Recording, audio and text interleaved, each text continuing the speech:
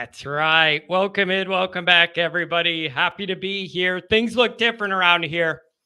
It's going to be a little bit of an adjustment. Okay. So thanks for being here. Thanks for your patience. Been a while trying to get back into the show routine, changing some things around. You may notice the studio looks a little different. The lighting's a little different. The sound's a little different. I have other obligations in this studio in the off season. And so this needs to be multi-purpose. So I needed to kind of space things out. And you might notice some little things I'm trying to work on and clean up with some green screen technology and other things. So thanks for being here, folks.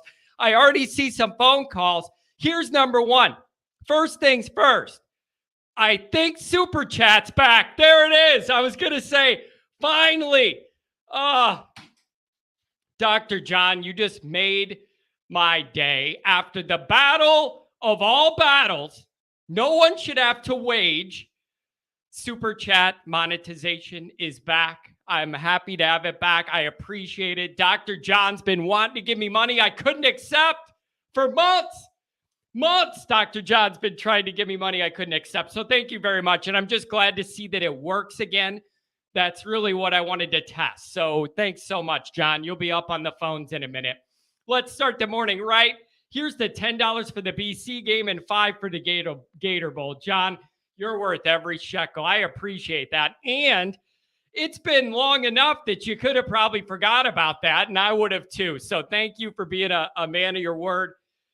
It's just good to have the Super Chats back. It isn't just the financial part, but when you have Super Chat on and all that, YouTube pushes your content to more people. They open the algorithm up because they want more advertisers. So I'm just glad it's back. Thanks, everybody. So I want to go over a very basic topic. Now we're in the off season. Things are chilled out. Things are slowing down. We're entering a little bit of a slow period up until blue and gold. I want to know what your priorities are. This is a perfect time for it. I want to know your priorities this winter. Some of them may be already reached. Some of your objectives may already be reached. I don't know. But I want to go over my list and I want to know what you guys think as well. Some of the items we may have already accomplished, which would be great. And there's one big one that's on my list. I think that's the case for. So that's what I want to know. I want to gauge your feeling where we're at in this off season. I want to gauge how much ground you think there is to make up from year one to year two of Freeman, of this roster, all of that. Okay. So that's kind of what's on my mind today. We're going to do introductions, roll call, and then we got a few people that want to call. So we're going to listen in. Okay.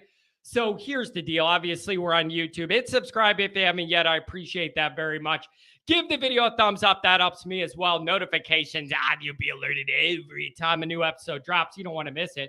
Twitter, search bar, always Irish rat. Always Irish Inc. Emails, always irishindy@gmail.com. New Year's resolution, be better at getting back to people's emails faster. I'm bad at that. A game like Clemson or USC happens, you get 100-something emails over the weekend, you don't get back to them, then something else happens, and that's how you get behind, and then it's no longer relevant what that guy emailed about. I feel bad about that. It's a New Year's resolution of mine to try and get back to people quicker. I want to make sure you know that I'm not forgetting about you or ignoring you. That's my bad. That is my fault. I assume responsibility for that. Okay. So 312-900-8815. Let Johnny know what you heard and seen. All right. That's what we're going to do. That's kind of the idea. All right. Fighting Irish Wire, tune in. Just because it's the offseason doesn't mean that we're not doing stuff. We are. Angela Rudiger. Hello. Let's see the normal crowd. Nick Dean, love to see it. Rock, Knee, very creative, love to see it. How about them Cowboys? I'm going to be honest with you. The NFL just doesn't do it for me. It just doesn't. And even if the Bears were good, I watch, but it isn't emotional. They're the team I follow, but it doesn't affect me one way or the other if the Bears win, lose, embarrass themselves, whatever. I just watch it because it's interesting to watch. Yeah, the NFL, it just doesn't do it for me. Notre Dame, 2164. Glad you're doing the show today. So am I. Happy to be here. Happy to be here. Sharky, the best part of my day's coming up. What do you got, a hot date later? You can't be talking about me yelling in my basement. So I hope that means you got a hot date later or the winning lottery tickets or something. It can't be hanging out with me. What's wrong with you? Just kidding. I love it, Sharky. Stick around. Phil, how good is this defensive edge guy from the university? Something we got to talk about, too. We'll get to that. And I always say, it's good to have a Rudiger in the family. Here, Jay Lehman. Good morning, Jay Lehman. I could tell one of the nicest guys around. I could tell just from his Twitter. He's very thoughtful, cerebral, great guy. Be friends with Jay. It'll make your life better. Roy, boy, good to see ya. Let's see what Vito has. We can't get too content with Hartman and stop being aggressive in the portal. Would love to add proven receiving threat and D-line depth. We can't get too content with Hartman and stop being aggressive. That's absolutely correct. You just need to be aggressive in other areas now. And we're going to get to this, but some of this stuff this year with the portal in Notre Dame, wanting guys, not getting them, whatever's happening there, whatever. That's not really the lead to me in this situation. That's not really the lead to me. The lead to me is how aggressive Notre Dame's being. Whether they're getting guys or not is kind of a secondary issue to my initial issue, which is Notre Dame going to let Freeman open this up and be able to go after more guys in the portal to kind of keep up with the way everybody else replenishes their depth?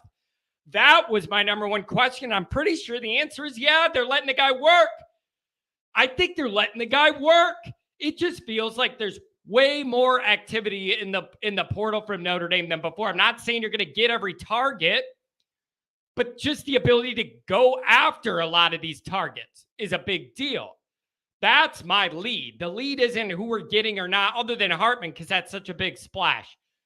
Everything else, I'm looking at it more as it might work out, it might not this time, but it's a good sign Notre Dame's that involved in the mix. That's my point. And I think that's the biggest takeaway. Roy, boy, good to see you here. Stephen Amato, good to see you. Need more Irish whiskey. You can't go wrong with that. Kenny, hi, always Irish family. Hope you're all well. You guys are so nice. I'm telling you. What do we got here? The Sunset Kid. Good morning. I'm surrounded by Purdue, Indiana, and one Nebraska guy here in Southwest Indiana. I need backup. Blast this show.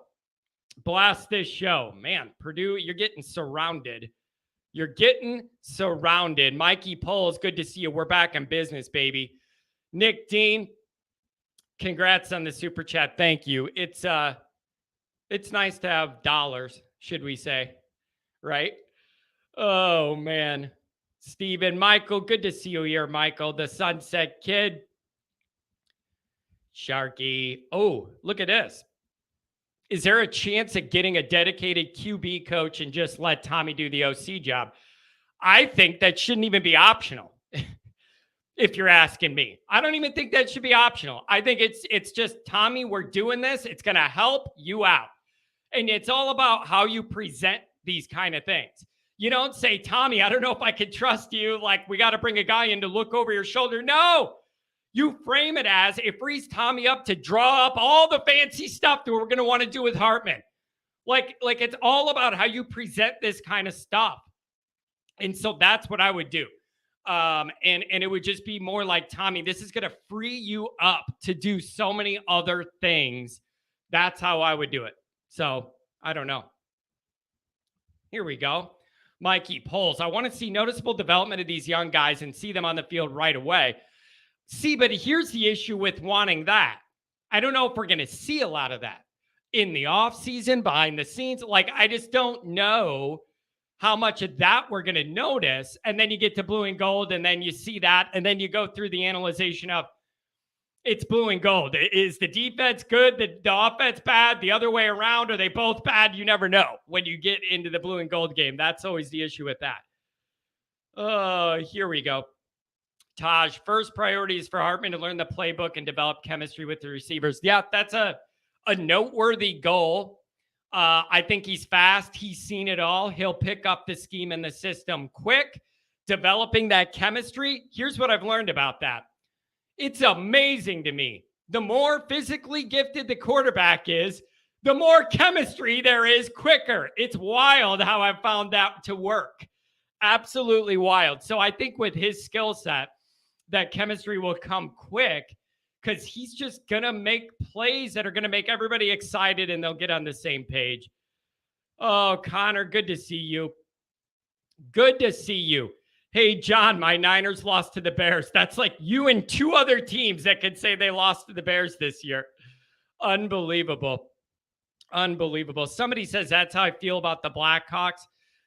When they were in their run and I was living in Chicago, I did all that and was at the parade and went out for every game and all that, but I'm not acting like I'm a hockey guy. And it's insulting to hockey families to act like that. Like when they won their first cup with 2010 or whatever, Patrick Kane and all them guys. I was down there for the party and out, but I wasn't there crying with my son, dad, and grandpa crying in a circle. The Blackhawks won. Like, that's Notre Dame stuff. But for hockey people, that was it for them, and I respected it. So I jumped on it, but I wasn't emotional about it. Let's see this. Kenny, I watched Dan Patrick's take on Sam Hartman. I think it'll give you a lot of confidence going into 23 campaign, brother. Listen. Now, I don't have a quarterback worry at the moment. It's a lot of other stuff. I have confidence in Hartman. He can't replenish the D-line depth and make the linebackers get home, though. Like, I'm sorry. That's where I'm starting to get nervous, is on the other side of the ball. And I don't know if that's just me shifting worry because I always got to worry or what. Michael. The defense and Al Golden's inability to stop anybody in the red zone scares me. Hopefully it's not worse with the loss of talent that's exited the program. Michael, that is exactly one of my bullet points on my notes today. 100%. Second to last in red zone touchdown rate, the Notre Dame defense. Explain to me how that's physically possible. Like, I mean it. Explain to me how that's physically possible that Notre Dame had the second to worst TD rate with our talent. It doesn't add up. So then you combine that with the linebackers never getting home ever. And it wouldn't take much for this defense to improve greatly. Think about the difference. If you're just able to flip half those red zone touchdowns you allowed into field goals. 3s instead of 7s. So, Michael, you're right on it. You are right on it, man.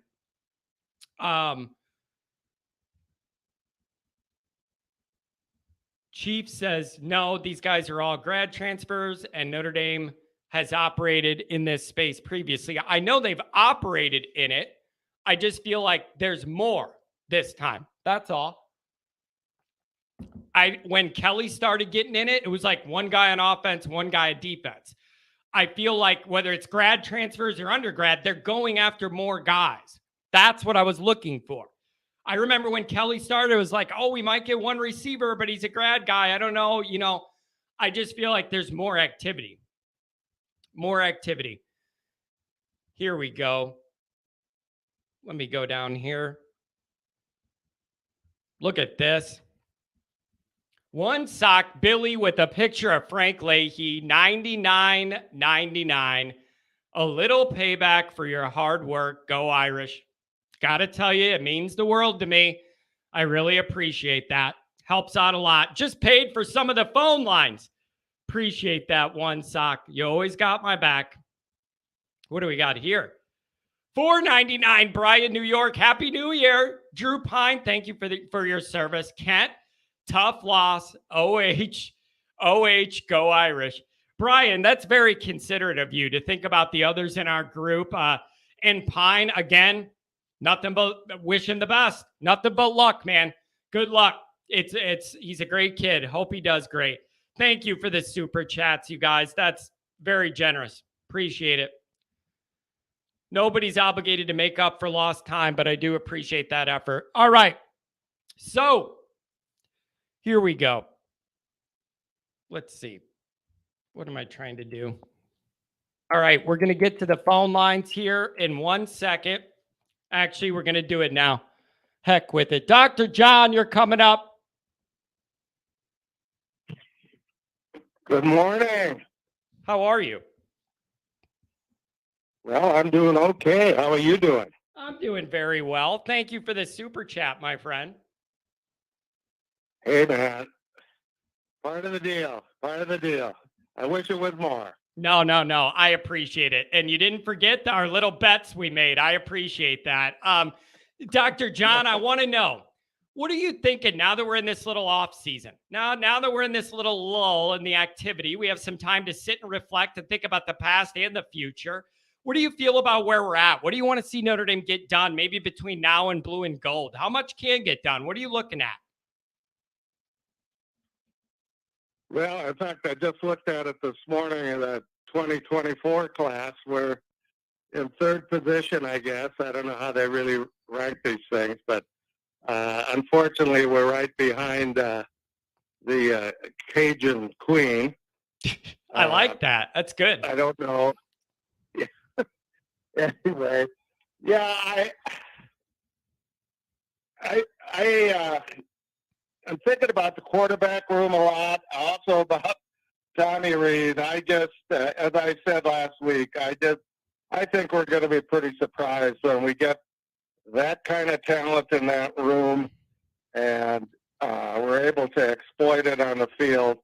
I think we're gonna look pretty good next year. If we lose more than 2 games, I'd be very surprised. Not only would I be surprised, you just can't do that. Like Freeman had his 1 year with leeway and understanding that I had, and a lot of the roster change and bad luck with the injury at quarterback. All of that's true and accurate, but that's over now. So year one of your recruits, get your guys in there. You can't go up. 10-2 needs to be the worst year Freeman has from now on. Don't you agree? I would. I just think he's got a better handle on the culture, first of all. And I think he's got a better insight into these kids. Yeah. I think that's obvious. Proven that with the recruiting. Yeah, I think that's obvious. And one thing I wrote, I don't know if it's up yet on Irish Wire, but earlier, 818-707, you're coming up next. Hang in with me. I wrote that it's... I don't even remember what I was talking about. What were we saying? I'm sorry. I got distracted. I looked at the screen. What were we talking about? We were talking about Freeman having a better insight. Oh, yeah. I'm sorry. I'm losing my mind. Yeah. I wrote, and I don't know if it's up yet. It might still be a draft. But what I wrote was, I don't know whether Freeman's going to turn into an elite on-field game day head coach or not. But I do love everything else he's doing. Everything else he's doing, I love. And he's doing it the way I think Notre Dame should do it to be in position, the best position we can be to compete. All of those things, I think Freeman's doing a great job. I just don't have the answer if he's going to be an elite on-field game day coach or not. We got to wait and see. Yeah, it's always wait and see till you win that championship, right? Yeah, well, I mean... I've been asking myself this, John, how many years away is this roster from like playoff again? I have a lot of people who think it's next year. I don't know if I believe that, but a lot of people are telling me next year. I don't know if I believe that roster is ready for that next year. Do you? Probably not. A lot of people think so, though. A lot of people think so. Just maybe it's the Hartman excitement. But I have some questions on the other side of the ball that are creeping up on me. I don't know. Well, magic can strike. Yep. It can happen. Here's the other thing, John. I mean, look at TCU this year. Yep. What were they? They were 5-7 last year. Yep. And they all but run the table this year. So. Yeah, you're right. And here's the other advantage. The other advantage, John, is unlike this year, you have a softer entrance to the season. Your first 3 games should all be very winnable, kind of low pressure, work out what you need to work out, preparing for that 4th game when you host Ohio State. I love the ramp to the meat of the schedule next year. Allows for some flexibility we didn't have this year. I think that's really going to help gain momentum to start the year. I agree. Have you checked the 2024 recruits? I guess we only have about 6 or 8 right now, but do we have linebackers in that group? I didn't look this morning. I don't remember either. The other thing is, these last 2 cycles have been really good at linebacker. Both of that's the other thing that's frustrating me, John. When I look at some of the frustrations with the linebacker play, the linebacker recruiting this cycle and the year before is really good. They're going to have a lot of different options. You could go a lot of different ways, play a lot of different guys. I think that's one of my biggest frustrations with linebacker is there's a lot of talent and different guys there that I want to see some better results out of the group. Unlike defensive line, where I'm worried about like where are you going to get the bulk? Literally, like where's the enough bulk? Yeah,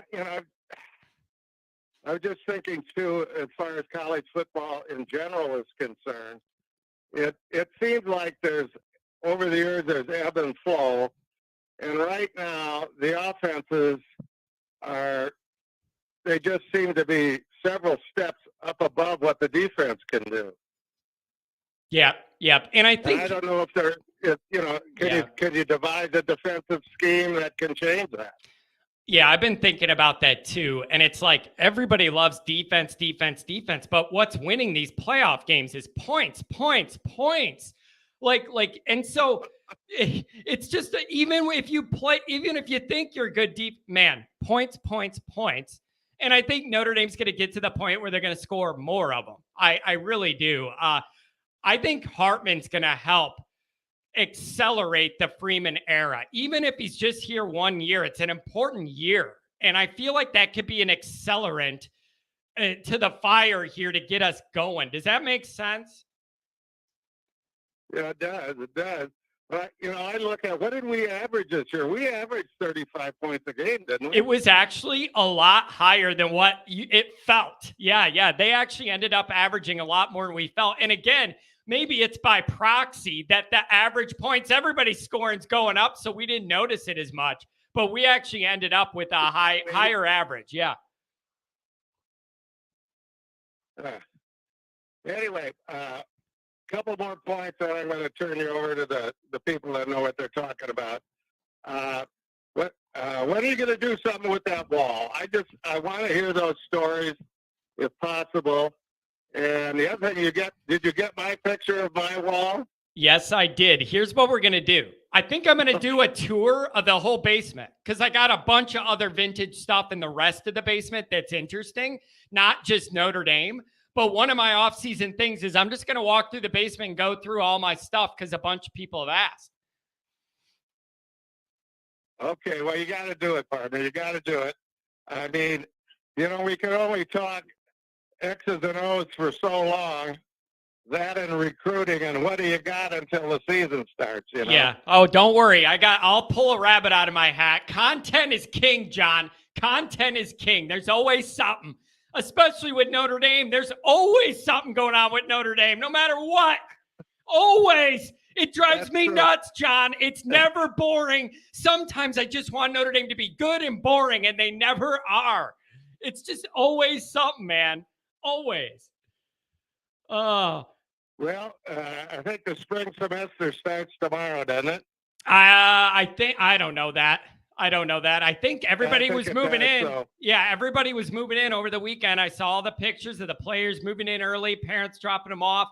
It's good, man. And I love that Notre Dame's getting more guys that enroll early, give you that leeway to ease into school, get situated, your new dynamic. If you miss mom, miss home, get it out of the way, like settle in. I love that as well.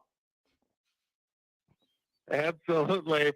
Well, there will be a few of those guys that are going to be in for a shock when they start getting into some of these classes. But hopefully, Marcus has judged these guys right and they can handle it. Yep, and that's what we'll hope for. John, thank you very much for the super chat and your friendship. I appreciate you very much. Hey, man, I appreciate it. Glad you got that back up and running. And oh, by the way, I leave for Arizona again on Friday, so I'll be talking to you from the desert next week if we hook up. Beautiful. Dust off them golf clubs, buddy. Hit them straight. All right. Thank you, partner. Take Bye-bye. it easy. Have a good one. Dr. John, the one and only. We got a few people on the line. We're going right to, I'm going to try and get to callers sooner unless I have a huge mega point. I didn't really go through all my list yet of what I'm looking for in the off season because I kind of want to see what other people think here, and then we'll compare them. Oh, let's see. Here's a good question by Jay. Looking at the schedule, is Duke a trap game at Duke? I don't know about that. If Rocco Spindler isn't starting on the O-line, they should move him to the D-line. I just don't know if that's going to happen. Is that too late to make that big of a move? I don't know. Back to the phones. 269, you're on the line. What's up, John? Is it time for pitchers and catchers to report yet? I'm getting bored with no college football. I know. It's only been like a week, and I'm sitting here like, I need college football back, and it's going to be a long time, and I'll watch the NFL, but it doesn't excite me. It's just a totally different vibe. I know. Now it's a grind to the blue and gold game, I guess, right? Right. You're a White Sox fan like I am, so hopefully that's something that an appetizer to tie us over till September. Yeah, and then the baseball season starts, and then I'm mad at them every single day. So right. You know what I mean? Then it's 162 games that this baseball team doesn't care as much as I do. Don't get me started on their ownership. Anyways, let's get back to football. How are you feeling this offseason? Where are you at mentally? Yeah, it's been a while since I gave you a call. I think that speaking of baseball, I've been very impressed of how we've been using the transfer portal. And the way that I've kind of thought of it is when you have your contending MLB teams that get that rental player, the extra arm or, utility infielder, just a couple of guys to really kind of put them over the edge and really be able to make that push in October. That's kind of what I feel like we're doing with the transfer portal. We're not taking guys that have, a ton of eligibility to fill massive holes that we have. We're just, taking that extra arm and that utility infielder. So I'd be curious what your thoughts on that are. Here's my thought. It's always going to be a little tedious with Notre Dame in these transfers. Grad transfer, undergrad transfer. Notre Dame is not going to be able to operate it the way, say, Kelly does at LSU. Not saying it's right or wrong. USC, how many guys can move in bulk? They're not going to get 20 guys. That's not how Notre Dame's going to use this. But like you said, filling those little areas of needed depth and experience or leadership used wisely, that's a huge deal for Notre Dame. And they're just never going to be quite as active as some of these other schools because Notre Dame's so different. And I'm fine with that. I don't want them to be. Yeah, because then what you're doing is when you're doing that, don't you ever have a fear of messing up your culture? When you have all these guys homegrown and then you bring in a whole nother couple dozen with their own egos and attitudes, and then some of them are stepping in over the guys that have been there, you risk some culture upheaval, in my opinion. Looking at you, Texas A&M, same idea when you do all that money stuff. You could mess your culture up. Notre Dame isn't able to do that, so I'm not even worried about that. Agreed. But thus far, I think it's been pretty productive. I think that we're taking, guys that can actually contribute. We're not just saying, hey, we need, this position, so we'll just take this guy. I think it's been very thoughtful of the people that we've brought in. Yeah, and the other thing too, good point. And the other thing on the culture and the fits, don't you trust Freeman to gauge that? I feel like he's got a pretty good read on these guys and wouldn't bring in somebody who's going to be a problem or he doesn't think he get through school. Like, I trust his judgment on that. My biggest thing is I wanted to see him be a little more active, and I think I've seen that. Do you agree? That's my biggest takeaway. Absolutely. And you can like, I feel like it's kind of a taboo subject to say, hey, we are aggressively pursuing the transfer portal. I think that's a pretty, honestly, a stupid thing to say. But you can tell that was a priority, and that was something that they made a priority, and they did. It's like, hey, we are going to use this to the best of our ability, and we're going to make it something that's a priority. That it's not just something that's kind of out there that maybe we kick the tires on. This is something that can help our team, and we're going to put our resources in it. Yeah, I agree. And what I wanted to see is I wanted to see Notre Dame modernize in all the ways that are going on in college football right now and feel like we're more involved trying to get, and I think we are. The recruiting effort is outstanding. The traditional recruiting effort's outstanding. Last week, they hired a director of NIL. That's a big step in a major direction. They're involved in the portal. The regular recruiting's good. So I feel like all of that's trending up. Am I wrong? No, you're not wrong. So I guess what you're saying is it's easier to find a director of NIL than it is an offensive analyst. Yeah, that's because the coach actually wanted an NIL director, and I don't think the other guy wanted somebody to help with the quarterbacks. Thought he could do it all on his own. But I laughed when I read that they hired that lady. I forget her name and her experience. When I saw the tweet that they hired an NIL director, you know how I am. My first thought was, well, you're only 3 years late, but good job. You finally got on that task. 3 summers ago, I sat in this basement when the court ruled NIL was legal. And I said, tomorrow, Notre Dame needs to hire a director of NIL. That was 3 summers ago. So here we are, better late than never, I guess. Right. Yeah. So I don't know, man.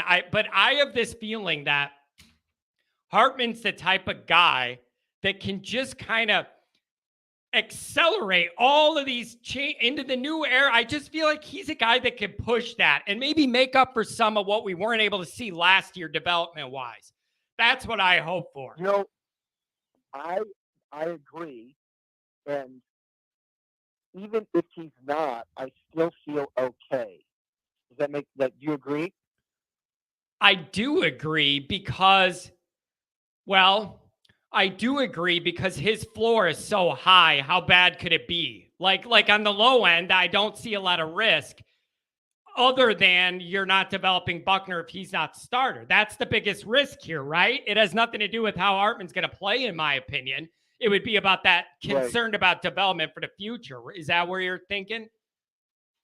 Right. No, it's like, even, if Hartman, doesn't play well, gets hurt, I think that, we don't have, Steve Angeli's not the next guy off the bench is kind of where I'm going with it. Yeah. No, all these issues about what's going to happen with Buckner, what's going to happen with Angeli, what's going to happen with Ronnie Paulus VIII, like whatever.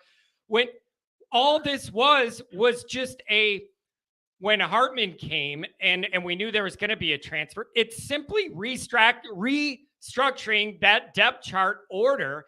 And I'm sorry, Notre Dame upgraded and that bumps some of the guys we have down further. And I don't love it, but it's the real world. And that's why Pine left. And that's why Angeli may have a decision to make soon, because Minchie and Carr and what that is. So it's a little uncomfortable, but this is big business. 100%. And it's a interesting situation that we have now where it's like, I don't know who I want to be QB3. I don't know who I want to be scout team quarterback. Like, I haven't thought about that in I don't know how many years. You know what my answer is? Hope you never have to think about that. Hope you never have to worry about who the third team guy is. Like just hope that. But think about the difference now of if Hartman starts Buckner's your backup, you feel really darn good about that dynamic, don't you? 100%. And if Buckner, which I think he will, he's a very business-like, type of kid and player. And if he has that sort of mentality this year, I think it could be a very, very beneficial experience for him. Even just, being a backup, because he's still going to play, he's going to get, maybe the Tennessee State game. Hopefully he gets a whole second half, and et cetera, and other instances like that. I'm still kind of out to lunch on if there's, some sort of red zone role for him. I think if they want to do that, that has to be really done the right way, and there has to be very clear expectations that, can't be deviated from. No more, hey, we need a spark. Like that's just not how it works. Like, hey, if we get this look, we're inside the 20, we're going with Tyler. Like that, and Sam knows it, Tyler knows it. That I'd be okay with, Yep. But anyways, getting back to my point. But wait, I want to stop you though. I like that because you know what you just built? You just built a pathway to be able to enjoy the experience and accomplishments of Hartman and not totally lose and not utilize Buckner at all. It could be a way to keep him engaged. He has these packages with certain looks or places on the field or against certain defenses. They like the setup. And then you let him cook with that, keeping the ball, giving the ball, all the confusion. Notre Dame could use that well. But like you said, the key is everybody has to know the deal. So we're not in a situation where I'm going here in the postgame show now, who's the starter? Like, I'm not interested in that. But I like what you're saying because it's a way to make a defense worry about something else and to keep Tyler engaged. I really like your idea. Right. But like I said, the hard part is making sure that honestly, I don't even think that the hard part is getting both guys on board. I think the hard part is sticking to it, if you know what I mean. Like, say, hey, we see this look, we're doing this package. You can't just throw that out the window and say, oh, we want to do it now. Like, you can't do that because then you lose trust from the guys. And yeah. That's a really good point. Now, let me ask you this. We have this time between now and the blue and gold game where, by the way, I hope to see you. If we're beautiful. That was actually a lot of fun, man. I went to a few of the tailgates for like home games. The blue and gold game was the most fun one to me. It was a little more relaxed and like I had way more fun at the blue and gold one myself. Yeah, I agree. Yeah, it was a great time. But let me ask you this. What is the number one thing you're confident about this offseason, like in your mind when you're walking around Mr. Notre Dame fan with no games? And then one thing that worries you as we head into spring. What would those items be? One on each. Number one, John, I'm going to talk about the offensive line. Number one, tackles.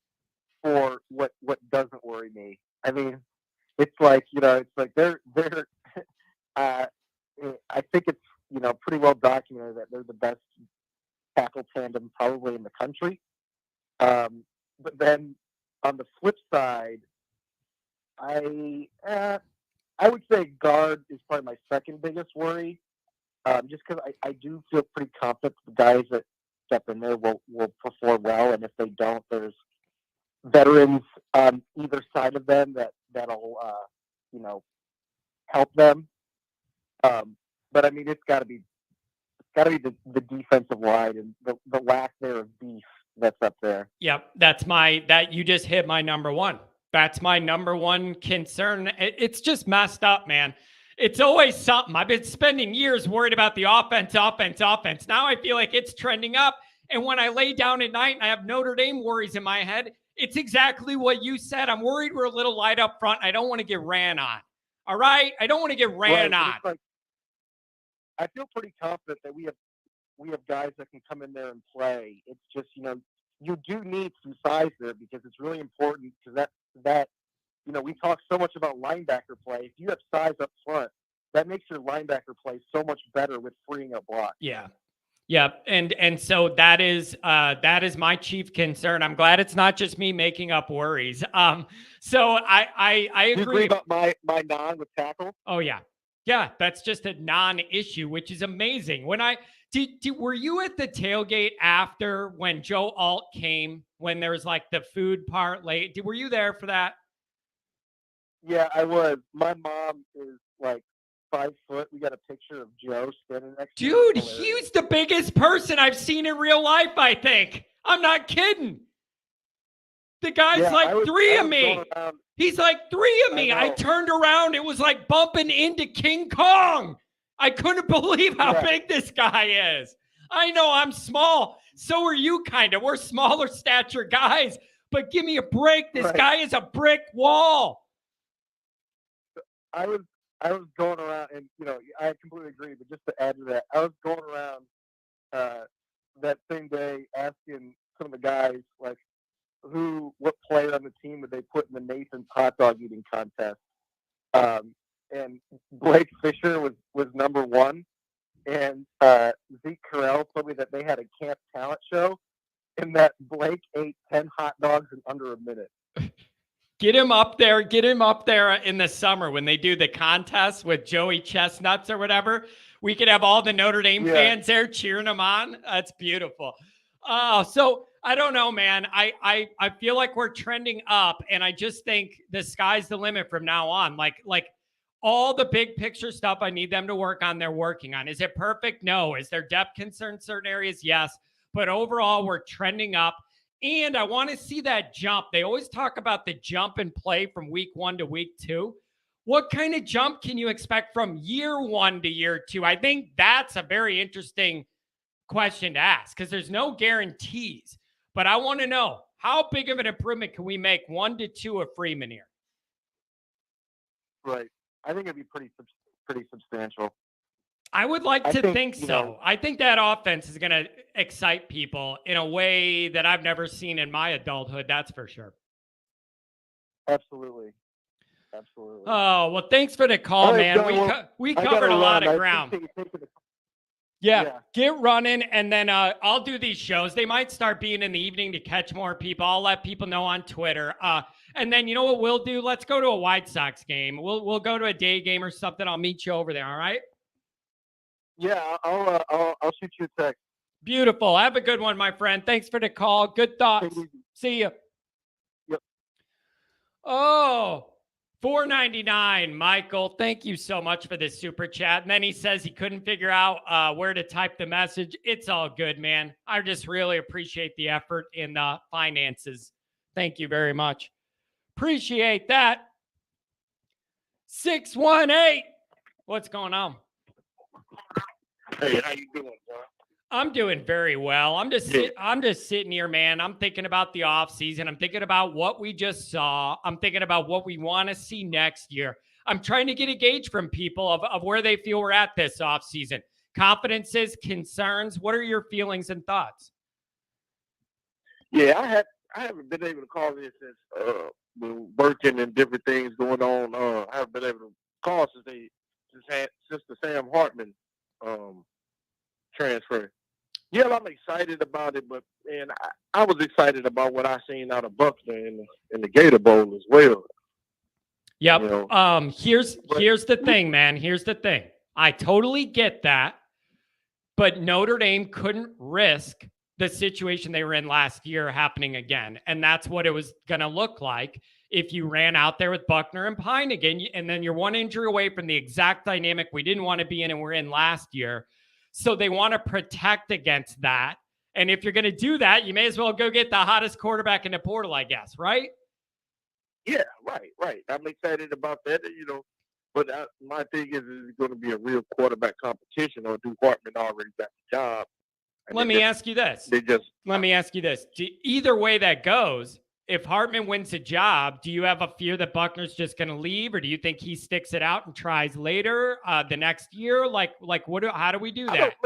I'm gonna be honest with you. I don't even think Buckner get a shot the following year, because the best person for to be right up under Hartman, if Hartman got the job, is not Buckner. It'll probably be Lynchy, so he could sit back and learn, because pretty much, if Hartman win the competition, it's pretty much that's what Buckner doing. I mean, Buckner will be a junior. He's injury prone.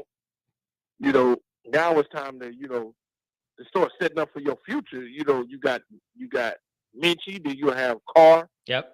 You know, see, that's what you're setting up. That's where this gets interesting, because you're setting up a logjam with higher potential talent, which is my favorite type of logjam, by the way. And like something's got to give. And you know what's interesting, man?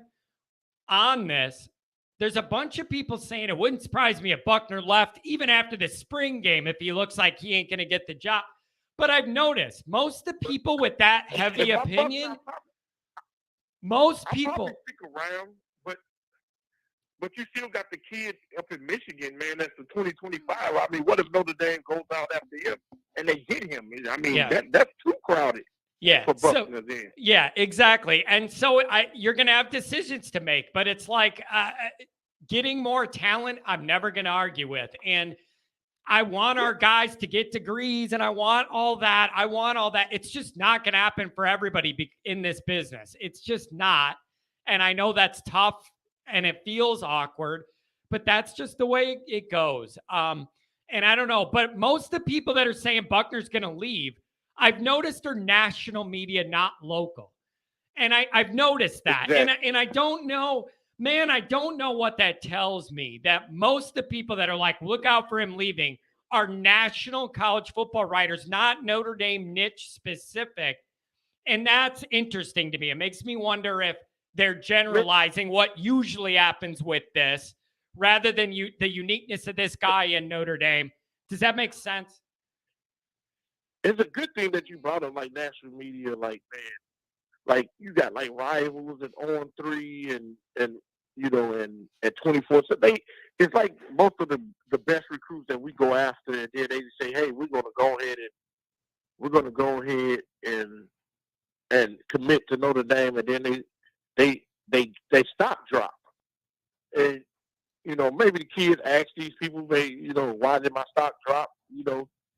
And they probably tell them, well, you need to go to this school, you need to go to that school, or you need to look at schools or whatever for your stock to rise up. Hate to bring up his name, but I believe that's how Peyton Bowen played the game. Like, hey, I'm committed, but, man, I'm going to other schools like y'all tell me to do. But I don't think Buckner leaves this year. I don't think he leaves this year because we never know what if anything happened to Hartman, not saying that it will, but anything happen. Playing competition at Wake Forest and playing competition at Notre Dame, it's a lot tougher. Everybody give Notre Dame, whether it's a bad Notre Dame team or a great Notre Dame. That's a good point. I've been thinking about that. Now they rank number one every year, every week. Yeah. I've been thinking about that too. Here's the other thing, though. Notre Dame plays a lot of that same week competition that Sam Hartman did in the ACC, by the way. That's half our schedule. Yeah. And then here's the other part. Yeah, so, like, that's a part of it. But, man, I can't help but think this offense is just going to look a lot more modern, and it's going to pull and rise everything up. That's just my gut feeling on it. Am I crazy? Am I dreaming with Irish Shamrocks? I'm usually the glass half empty guy. Why am I in a good mood about it? Am I crazy for being optimistic for once? No, you're not. Because I looked at it like this too, John. You bring Hartman in. Hartman look good. He raises his stock to a first-round pick. You're going to have quarterbacks that be begging to go to Notre Dame. I mean, the NIL money is cool, but in the long run, the NFL money is better, You know what? That's another good point. A part of this was Hartman wanting to be in more of this style of offense that you would feature in the NFL. That was a part of him selecting Notre Dame. You might be onto something, though. If you can work with this guy and then turn him into a higher draft pick in the league, that's a hell of a selling point for Tommy Rees, and that's going to tell a lot of us to shut up, including myself, right? Mm-hmm. So yeah, it definitely shut me up. Yeah, right. But, and it's hard to shut me up. That's the other thing. It takes a lot.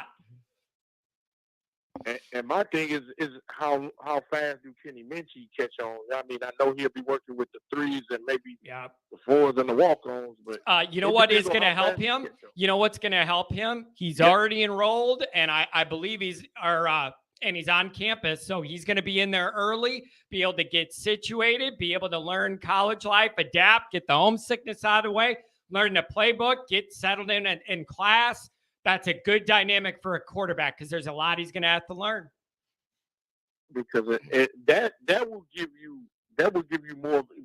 It's not Hartman. I don't believe that it give you more of the sense in Buckner or leave after the spring. I believe if Minchie come in there, he learns the offense, and they say, "Hey, man, Minchie going, we need you, Hartman, to pretty much mentor Minchie." I think that will probably be the point that where he say, "Hey, I'm gonna go and get out of here after the spring." Yeah. And So look at some other situations. I don't know what's going to happen, but I do know that these are good problems to have. Steven writes in the chat, it's a good problem. It really is, even though it's a little uncomfortable at times with the dynamics. This is big boy football, and this is what it takes. So I want to ask you, my friend, from now till like the blue and gold game, number one thing you're confident about, number one thing on your mind you're worried about for our Irish? The most confident I'm about is probably the secondary.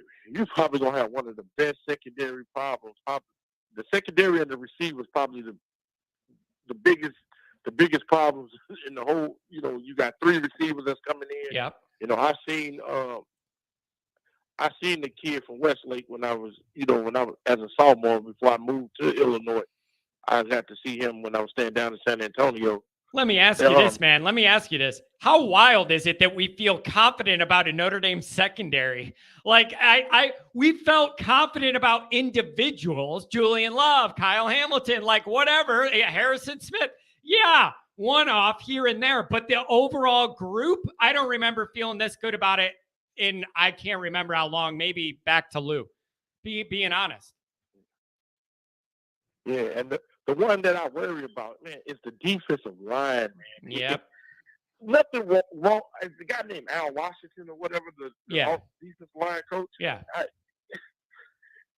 Man, if you cannot recruit, if you cannot close the deal on these kids, I understand the situation with Keon Keeley, but you could have, as a defensive lineman coach, you had to step in and say, "Hey, man, you're going to Alabama. You're going to be the next. You're going to be the next this and that. You come to Notre Dame, you're the man." Yeah. I don't think Alabama is got all this NIL money. That's the reason why Saban bitched and complained about Texas A&M. So I really think that, man, that if the Justin Scott kid, if you can't get kids like that in, and you can't get kids like Keon Keeley and Jason Moore, dude, it's time. Hey, you're not doing your job. Yeah, and listen, man, listen though, the Scott one, follow me here. That one's personal to me because it's in the Chicago Catholic League, which is where I went to school, and I know that school. I played against that school. Like, that's my little circle, is that Chicago Catholic League. Okay, that's where I grew up. I know all those schools, and here's the thing, man. You want to say, if you can't land that, a local guy, a couple hours away on the toll road, what are you doing? What if the guy just wants to get away from the Midwest or away from Chicago? Like, there's nothing I could do about that, but it's a bad look for the recruiting operation if they can't pull that guy. But what if he just doesn't want to stay local? There's nothing you could do. That's not Notre Dame's fault. I struggle with that, but I'm with you. Notre Dame should have all of that Chicago Catholic League on lockdown for anybody they want. And nothing wrong. I hear a lot of them talk about the St. Louis area, right? Yep. But everybody knows who's the top school in the St. Louis metropolitan area. I don't know if maybe Notre Dame can't get they kids that got great grades or whatever, or can't get in there to talk to them. But East St. Louis is the top school in the St. Louis metropolitan area. It's the number one school, and I ask kids from East St. Louis all the time, "Did you ever get an offer from Notre Dame?" It was only one kid, and that was the Jeff Thomas kid that went to Miami. Nobody else ever got an offer from Notre Dame. Now, do you think that is, the grades didn't line up? If it's not the talent, is that a grade issue? Or is it Swamp Thing not recruiting appropriately, which wouldn't have shocked me? Yeah, it might have been him. But now, Freeman is a different kind of cat. You got to get into East St. Louis. Some of them, the grades might not be matching up. the Antonio Johnson kid was a 4.0 kid with 28, 29, whatever he scored on the ACT. He's a couple hours away. He's about 4 hours down the road, and you're going to let A&M come in and take him and pop him out? Yeah. I mean, I went to their school and went to their practice, and I see like all these SEC schools, but no Notre Dame representative. Yeah. Now, you got to get it. Listen, though, Freeman, if anybody's going to make inroads there, it's going to be Freeman. So I think you're going to see more markets open up, more inroads, more pipelines to more of these high schools. I'd love to see Notre Dame own those areas closer to Notre Dame, like St. Louis, like Chicago. I want to see them own it. So I don't know, man, but there's a lot to like, and there are some concerns. I don't know. What's your final thought? The one thing I hated about Swamp Thing, man, a couple years ago with the Luther Burden kid didn't even have Notre Dame nowhere near his list. And I said, man, this dude gotta go. He's not. I mean, he win games, but man, winning games ain't everything because you're setting yourself up for them 4-win seasons. But I believe this year, man. I predicted them to go maybe 11-1, and I think the only loss they probably have is the USC loss, and I think that's going to be close. Interesting. Because now that I don't think Ohio State is as good. If Notre Dame can show any toughness that they showed throughout the rest of the season after the Marshall game, I think Notre Dame could beat Ohio State by probably 2 or 3 touchdowns, man. Woo! Because one thing I know, man, I don't know if it's Ryan Day, but man, that team is soft, man. And I don't know if last year when Notre Dame went in there, man, I don't think they was ready. They wasn't prepared because you showed us against everybody throughout the season except for Marshall. You showed us everything that we could be physical. If you would have been if they would have been physical against Ohio State, they beat Ohio State. Yeah. I just don't think that Ohio State play well against physical teams. Yep. And the other thing is Michigan and Ohio State, totally contrasting styles. Ohio State and like Michigan matched up great for the way Ohio State plays. Like, it's just really interesting that like opposite offense philosophy, all of that, man. I don't know, man. It's going to be interesting. We'll see what happens. I want to see the blue and gold game. That's where I'm going to be next, and I really want to see what things look like. I thank you for we definitely got to get Wingo, and we definitely got to get McClellan in the fold for 2024. Yep. Good call, my friend. Really good insight as always. Thanks for catching up. All right. Have a good day, man. Oh, what a nice guy. $15 holler from Pat. Work is pulling me away from chatting today. Glad to see Super Chats are back. Can't wait for the 23 season. Keep up the good work. Thank you very much. I appreciate that. Means a lot. 818, make it great. Well, hey, John. Good morning. Good morning. I got to tell you, the phone line's crystal clear today, my friend. I love it. Well, I think a lot of it is I actually self-criticized after listening to the last couple of shows. I'm like, I get too loud and anxious and energetic when I talk to you, John, because both of us get each other's blood pumping. You know what's interesting about that is I come in very quick. That's how I do everything. And I have to tell myself, calm it down a little bit, and it'd be a little more easy for people to understand. I totally get it. Yeah, because this is the same phone, the same new headpiece my brother got me for Christmas. It was actually a really nice headphone set, but I just get so loud. I notice when I get that's when the line starts to go a little erratic. Yeah. By the way, a couple great nicknames we got going on here: Swamp Thing, the Cajun Queen. I'm telling you, I thought Swamp Thing was pretty good. Swamp Thing's pretty good, but Dr. John coming up with the Cajun Queen. The Cajun Queen. I don't think he's on Twitter. I might have to steal that and act like I created it on Twitter. Yeah, that's awesome. Because that's a level of vitriol. I was cracking up when he said that. That's a level of vitriol that really just warms my soul personally. I dig that. Yeah. Rodney, let me ask you, How are you feeling this offseason? I think we're trending up. There are still some worries, but I would love to know what you think on the plus end and the worry end in this offseason period. Where are you at? Yeah. Listen, this, like you said, teams make the greatest. Usually, I'd say it's either week 2 or sometimes it's week 3. Obviously, for us, it was week 2 to 3 just because we won the game. I was going to say, what week was Clemson? It was week 9. We turned it all on. Right. But at least we won the California game. So I guess that was kind of our biggest improvement when you consider where we were after Marshall to at least beating California. Yeah. So it's usually week 2 or 3. And I think just like I was saying to you, John, on the texting we did back and forth, look, I think with Hartman, that definitely was set up. I mean, because the quarterback position has obviously been the position that's been holding us back for the most part. And I think Hartman's really good, man. I've been watching a lot of his highlight film. He's a good player. He's a very, very good player.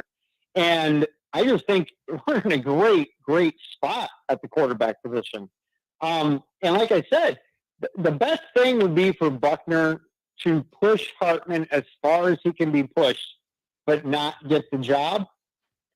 Or, for God's sake, if he does win and get the job, I still kind of wonder if they wouldn't go with Hartman just because of that game day proven ability, and that experience. Listen, Rodney, you would be looking at like 5 years going on 6 years of experience versus like 5 or 6 games of experience with Buckner. Like, that is a huge difference in how you process and see defenses and everything. Think about that body of experience. Oh, God, absolutely. I mean, I just think we're in a great position. And I personally don't. Think about it this way, John. People are like, well, would he leave after spring ball? Well, I don't know what the guy's thinking. I'm not in Buckner's head. But here's what I will say. First of all, you're in your 3rd year. And from the way the team seems to galvanize around him, sounds like he's made a lot of good relationships there. Do you want to just, throw that away to gain maybe another year? Then again, John, most likely, if he goes to another school, let's say he does leave after spring, he's probably not going to be at that school for 3 years. He's probably going to be there for 2 years, and then go to the NFL. Maybe 1 year if he's, fantastic the next year. So the same could be true here. Okay, let's say he doesn't get the job. Let's say Hartman doesn't get hurt and Buckner just plays a token role. Or maybe a little bit more than a token role, this year as a backup. Well, then he's still got a senior year, and he's still got the graduate year of eligibility remaining as well. So you still have your 2 years if you need them or want them. I personally, and people talk about Minchie. Yeah, great. Look, Minchie and Buckner were basically the same rating coming out of college in terms of their recruiting status. I think they're both the number 11 quarterback, if I remember. Anyway, point is, once you get on, just don't sleep on Buckner. There's people out there that don't want to see Hartman here because they want to see the homegrown kid. No, I get that. I understand it. There's people here like, oh, we got Hartman. We don't need Buckner now. Well, be careful what you wish for, because if something does happen to Hartman, my God, we feel a lot better about having Buckner coming in to back up than a freshman QB who, would probably, I don't know. I mean, most likely Minchie redshirts this year if it goes the way I think Notre Dame wants it to go. Yeah, that's what that's exactly how I see that. That's exactly how I see that. I think they would want Minchie to redshirt. Then you have the 1-2 Hartman Buckner. That's a lot of talent to work with.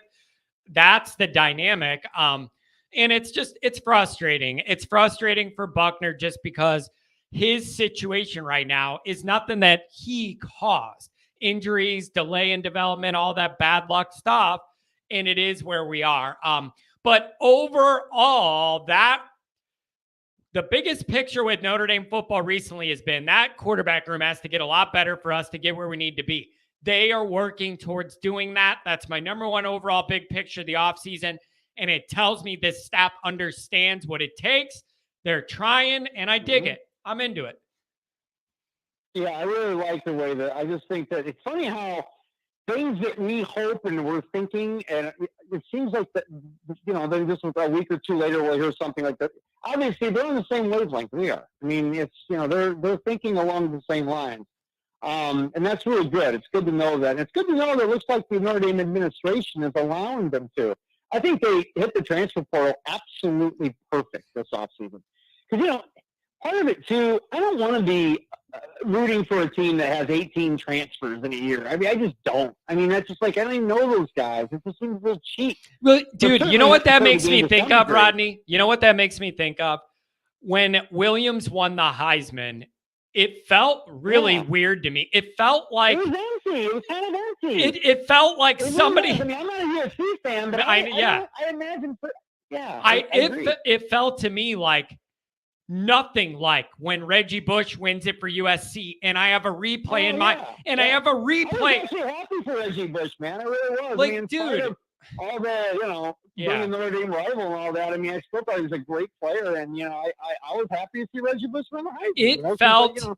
It felt kind of fake to me. It felt like somebody just handed him the jersey to put on, and it didn't really matter who it was, but it felt different. I know we won it. I know USC's getting credit for it. I get it. It didn't feel as genuine, and people are going to go, well, you just hate USC. I just said it felt way different when Reggie won it, and I had a replay reel in my head of all the years Reggie ruined my life, and then he deserved the award. Like Reggie's up there, and I'm picturing it. Right? You want to know that the guy that beat you was exactly. I don't know. Right? I don't know. I'm with you. It didn't feel natural, and it felt weird to me and a little cheap to me, and it just felt like a shortcut or something. Maybe I'm just old and out of touch, Rodney. No, but getting back to it, right. But I just think we handle it perfect. We got a few transfers. We got the Caleb Smith, the receiver. We got the John Baptiste, the defensive lineman for Ohio State. I think that's going to help a lot. They went through some statistics. How in the hell was Freeman able to accept a Baptiste into a Catholic university? Oh, I was thinking about something clever with that name dude. Too. You know something that low hanging fruit. I'm going to take a shot at. Why not? I got to, man. That was too easy. I can't believe we allowed this. And it isn't just I am an easy target for low-hanging fruit. And the other thing is, it isn't even just Baptist. It's the fancy version, Baptiste. That's extra fancy.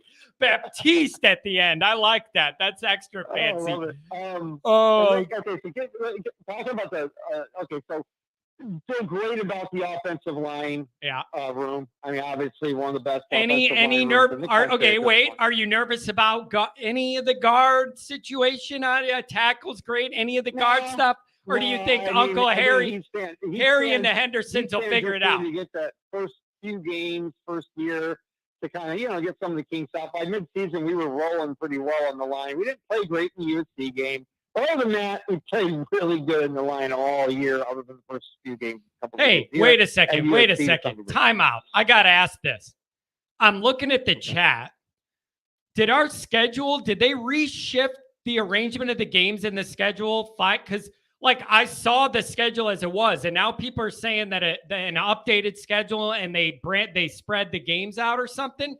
I thought the schedule was a done deal. They moved the schedule around on me or what? You know what? That happened last year, too, and I was a little confused because I hadn't seen that before. But there was all these open weeks. I'm like, oh, I get it. They still got to put some teams in there. But I had never seen that before, so this must be something relatively new. But there were dates, though. I've looked at schedules ahead where it just has a bunch of teams we know we're playing, but the dates aren't set. But I looked at it and it had dates. I thought that meant it was a done deal. People are saying they spread it out. I don't know. I'll have to look at it when we're done here. I don't know. Well, remember, there was a sequence where we had 3 open weeks, and well, that's obviously not going to happen, So yeah, I don't know. I haven't looked at it that intently yet, but I'm guessing it's just something something new. But anyway, dude, is there a better running back room in the country? I mean, come on. Yeah. I mean, especially with not to mention the recruits coming in, but also with oh God, help me out, John, with D'Adarian Price, him coming back. I mean, that should be the best room in the country. And the wide receiver room has just become, uber talented now. Or at least, I'd say we have top 10 talent in the receiving room now. Again, still some inexperience there, but I'm really, really encouraged with Jade Thomas. I think he's going to become the veteran of that group.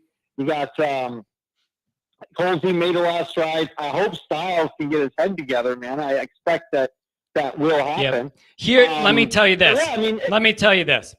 When we looked at like where we're at kind of and entering this year and where we need to get as a program, if entering this year and through this year, I would have told you my biggest 1 and 2 priorities were upgrading that quarterback room and upgrading that wide receiver room. And here we are.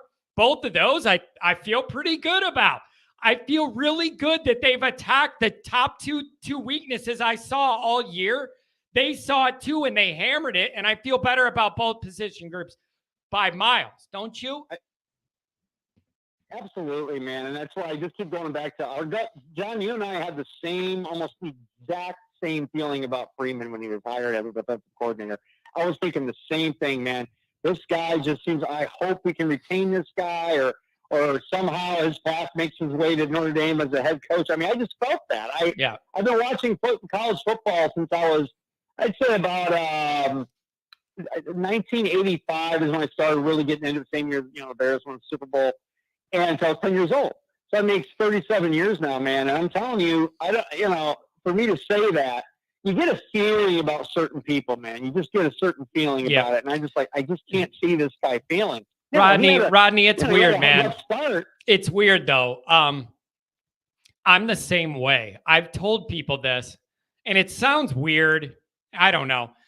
But if you follow Notre Dame as a lunatic, like us, where it's like in your blood forever, and you start to feel Notre Dame. When you're around Notre Dame a lot and you go to 50, 100 games, you start to feel these vibes. You feel Notre Dame. And you can feel when something isn't quite right. The Kelly vibe, the Kelly vibe towards the end years, by the way. You can feel when there's just something in the mix that isn't quite all roses. And you could feel when there's a little magic, little Notre Dame, Leahy, Rockney magic dust in the air. And I feel it with Freeman. His vibe is the one that's going to get Notre Dame wherever they're going to accomplish. It's this vibe that's going to do it. Yes.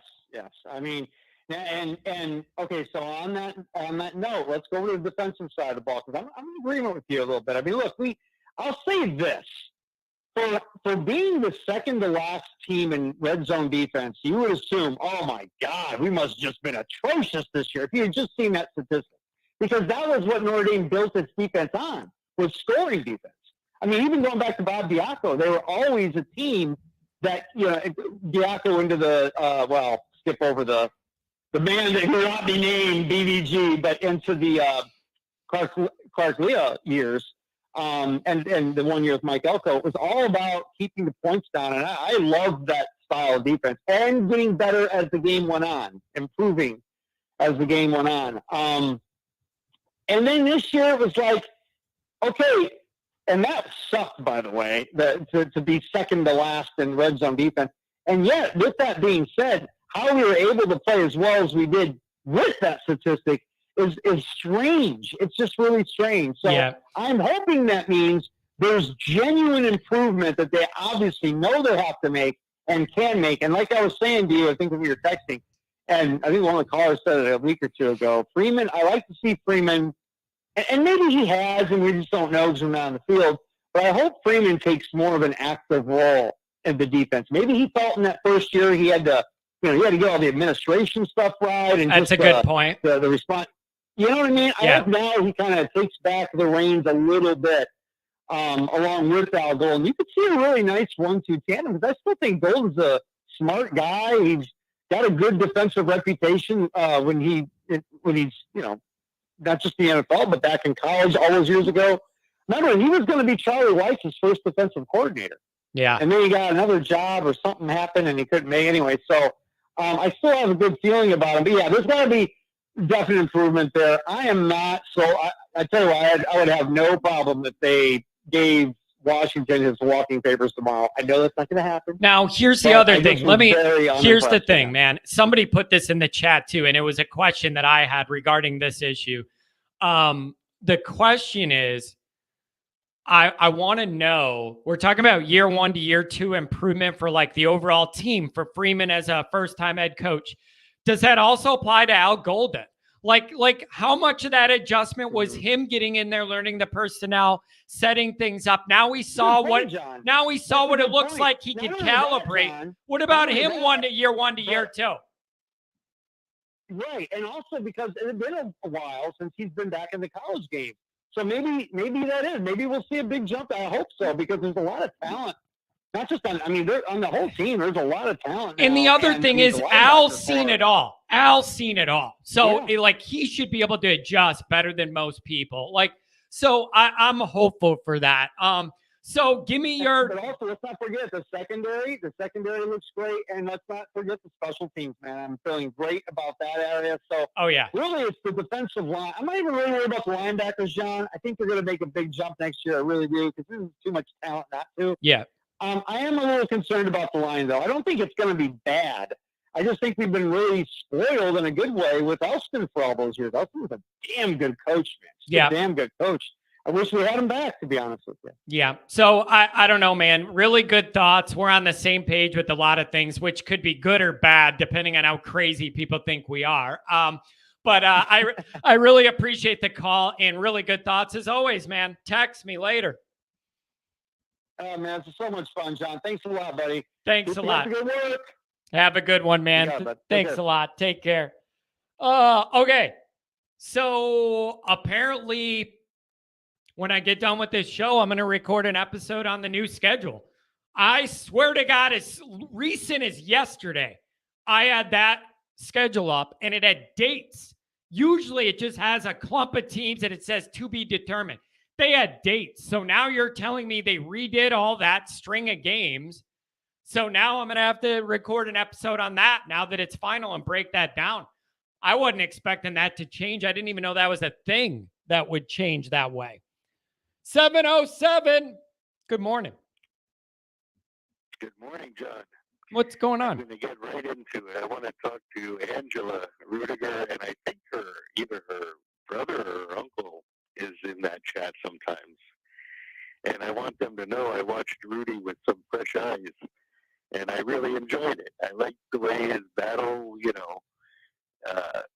the toughness he showed and the respect he earned from his starters and his teammates alike. I really enjoyed the movie the second time round. Awesome.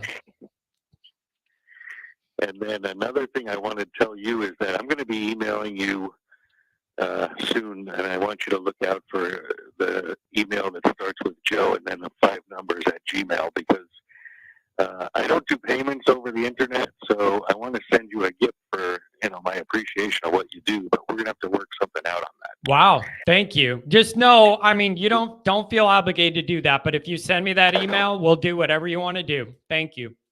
Good. Yeah, because I want it. I do. I'm going to make it work somehow, because I think you're really the best at what you do, and that's just really my honest feeling. Thank you. I really appreciate that. It means a lot.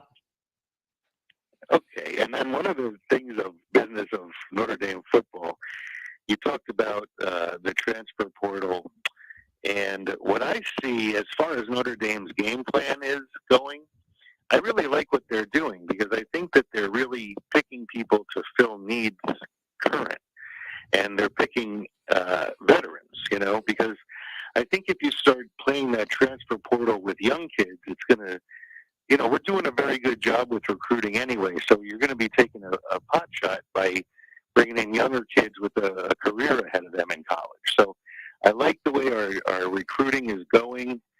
Yeah, I agree with you. Pick your spots. Pick your spots where you want depth and experience and need more depth and experience. I like the angle. Yep. Yeah.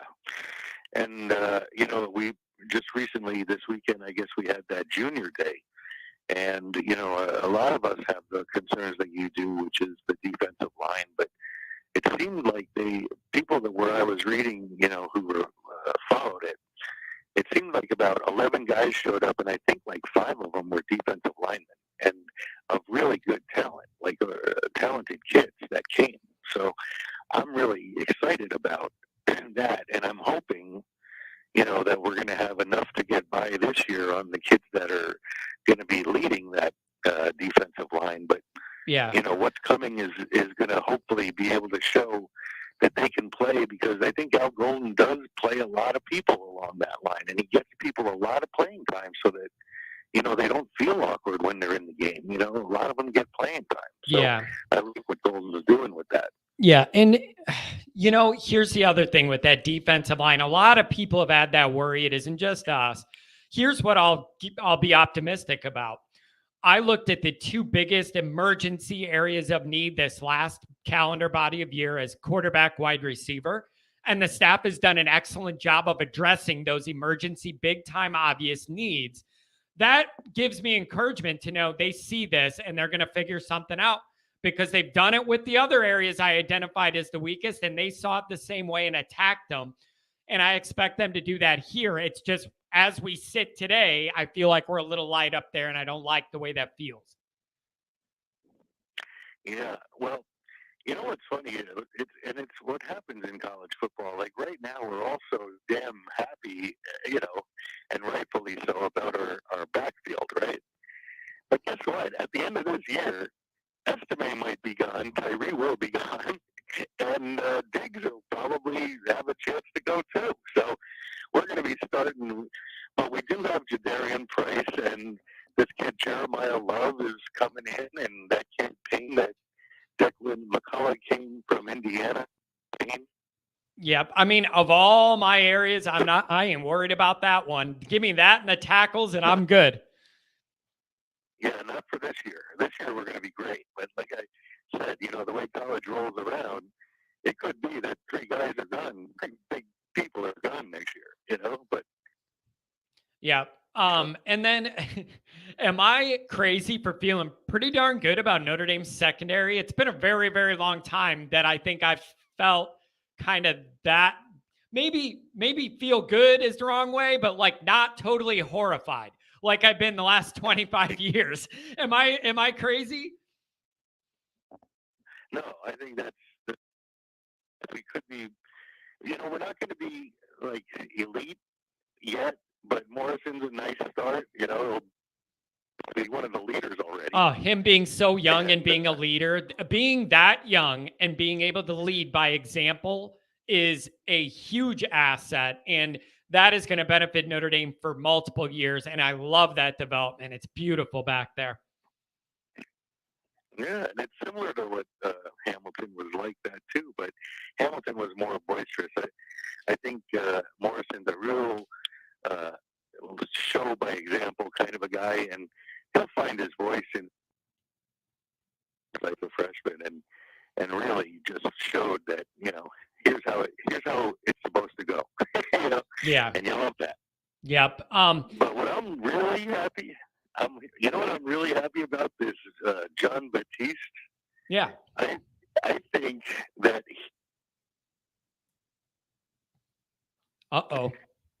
Granted, Freeman had his ties over there, but he knows that he was not going to start a 5-star. That's amazing. That was in his position. So he wants to, I think, show them, and I think that's why he came to Notre Dame.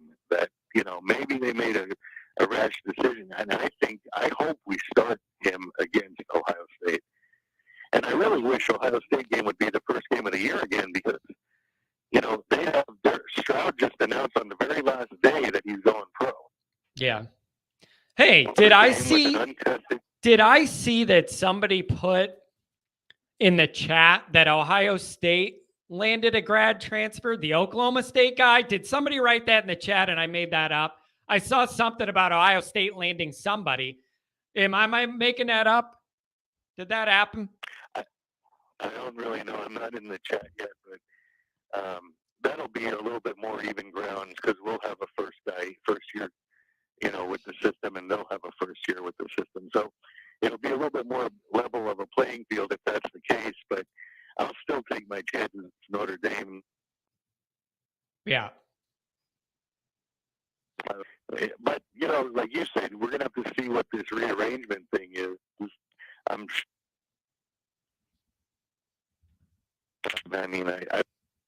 Uh-oh. Dropped off, man. I didn't mean to cut you. You got a bad line. It kept cutting out and then it cut off. I did not mean to drop you. I don't know what happened today, but you were cutting out and then it went dead on me. Hate to do that. 480. What's going on today? You can call back 707. I'm sorry. What's going on? What's going on? It's been a while. What's up, man? This is Greg, man. How you doing? I'm doing very well. I'm just thinking about Notre Dame in the offseason, man. All the what to worry about, what to feel good about. What's your vibe until we get to blue and gold? Well, man, I've just kind of been monitoring on Twitter and, of course, seeing some different things in terms of some intel stuff. And, man, I think that Friedman and staff are doing an excellent job recruiting right now, man. Like, they are hitting all bases. They are all over the place, man. And they're hitting areas that we have struggled to recruit in for a very long time. Like, the Chicago area, we ought to have a fence around that city, man. Like, yep. There is no reason why we can't go in and just pick. We ought to be able to just go in like first class, pick the best seats on the plane. Yep. And then especially in the Catholic League, especially in the private Catholic League, you should. Yeah. And then you know what you do? Whatever guys we're not interested in, then they could go up north to Evanston and play at Northwestern. That's what I want to happen. You know, we take all the guys we want, keep them local. Don't let them go up to Wisconsin. Don't let them get over to Iowa State or Michigan. Don't let them go south. Make them take that damn toll road east. That's right, man, because there's no way under the sun that Notre Dame should not have full control leverage over the Chicago area, the Catholic area schools. Yep. We're doing a good job in St. Louis, Indiana. Indiana, and of course, I'm from Indiana. I went to Ben Davis High School, one of the premier high schools in Indiana when it comes to football. And, that's a school that Osmar Bilal came from. I actually coached him in the high jump before he went to Notre Dame and played linebacker. But, there's talent even in the city of Indianapolis, man, even on the defensive and offensive side, man. And some of these guys are going to some of these Division I schools, like DeJuan Jones, who played for Ohio State, came from our school, Ben Davis. He was starting offensive tackle. There's talent in Indianapolis. There's talent in Indiana. But we just have to make sure, man, we're putting brackets around these areas because this is the area where I feel like we can really dominate, man. We can really put a fence around the Midwest and some of these states. Then that helps when we're bridging out, going to other areas like, California, Texas, and even, man, start hitting the D.C. area, man. I mean, there's a lot of talent there, but I think that they're doing a great job. Like Harry being in the Pennsylvania area, man, recruiting. That's where the big, some of these big time offensive linemen come from. They go to Penn State and Ohio State and all these other Big Ten schools. So, I'm really excited, man, in terms of what the recruiting is right now for us. One thing that I will say, man, is that bringing in Baptiste was a huge addition to a defensive line. It was very huge because number one, it's just more room for people to really work and get better. It adds depth to the room, and he knows about the competition that he had to deal with at Ohio State. Now he's bringing that kind of intensity to the room at Notre Dame, and I think that that's going to be great for the guys that are there. So I'm kind of excited about that too. Yeah, and you seem very well researched in this talent and the recruiting and all that. Listen, is there anybody else you could that you could put as Notre Dame's head guy that you feel is more capable to build those relationships and pipelines and branch out and get into other areas where Notre Dame hasn't had a huge track record and build a pipeline? Like, if there's anyone I trust in this modern moment to navigate that for Notre Dame, it would be Marcus Freeman because of his relationship building and personality. Right. I think that what's happening is that Freeman is getting some really good advice from some sound coaches and people, mentors that maybe have good insights with Notre Dame and been there for a while, you know, and knows like where some of the hot spots were back in the day when, you know, people like Holtz was there recruiting talent, you know, and saying, look, you know, when Holtz was home coaching, this was one of the hot spots beds that he went and got a lot of talent from, you know, or, you know, people before him. I mean, it's like he's open ears to everything. Unlike, you know, Swamp Thing, he was just kind of like fixated on this is what I want, this is what I don't want, where we're going to go, and that's it. That's just in the story. And so I think that Freeman is really understand. And then you got to understand, man, Freeman's been, he's a new coach in terms of a head coach, but he's not new to recruiting. You got to understand, he came from Purdue. Yeah, that's a good point. Cincinnati, he was at Ohio State. He knows recruiting. Like, that's why we're talking about he's one of the best recruiters. Well, yeah, because he's been recruiting for 10 plus years. Practically, he's been coaching. That's why, listen, man, that's why when he got hired as the defensive coordinator the first year, and then he was on campus under a month, and my contacts in compliance were texting me, this guy, nobody knows what to do with the paperwork. He's blowing out the recruiting office. There's not enough people to keep up, and we might have to move into a bigger building. Like, after 3 weeks of him as defensive coordinator, I had people in those offices telling me this guy's dumping so much work on this whole operation, nobody knows how to handle it. At that point, it triggered in my mind, that's what I need as the next head coach. That's the kind of vibe I need as the next head coach. He went in there and shook everything up right away. That recruiting department did not even know how to process all the stuff he was asking them to do. That is what it takes at Notre Dame. That's what it takes, man. That's what it takes. Plain and simple. Freeman, one thing I love about Freeman is that he is making no excuses about how he goes about his business when it comes to doing his job, coaching and recruiting at Notre Dame. I have heard not one excuse, not only from him, but not from the staff or anybody for that matter. I mean, it's like he's very candid, sometimes too candid. Yeah. But he's candid about stuff that, you know, is real and not real about where the position he's been in.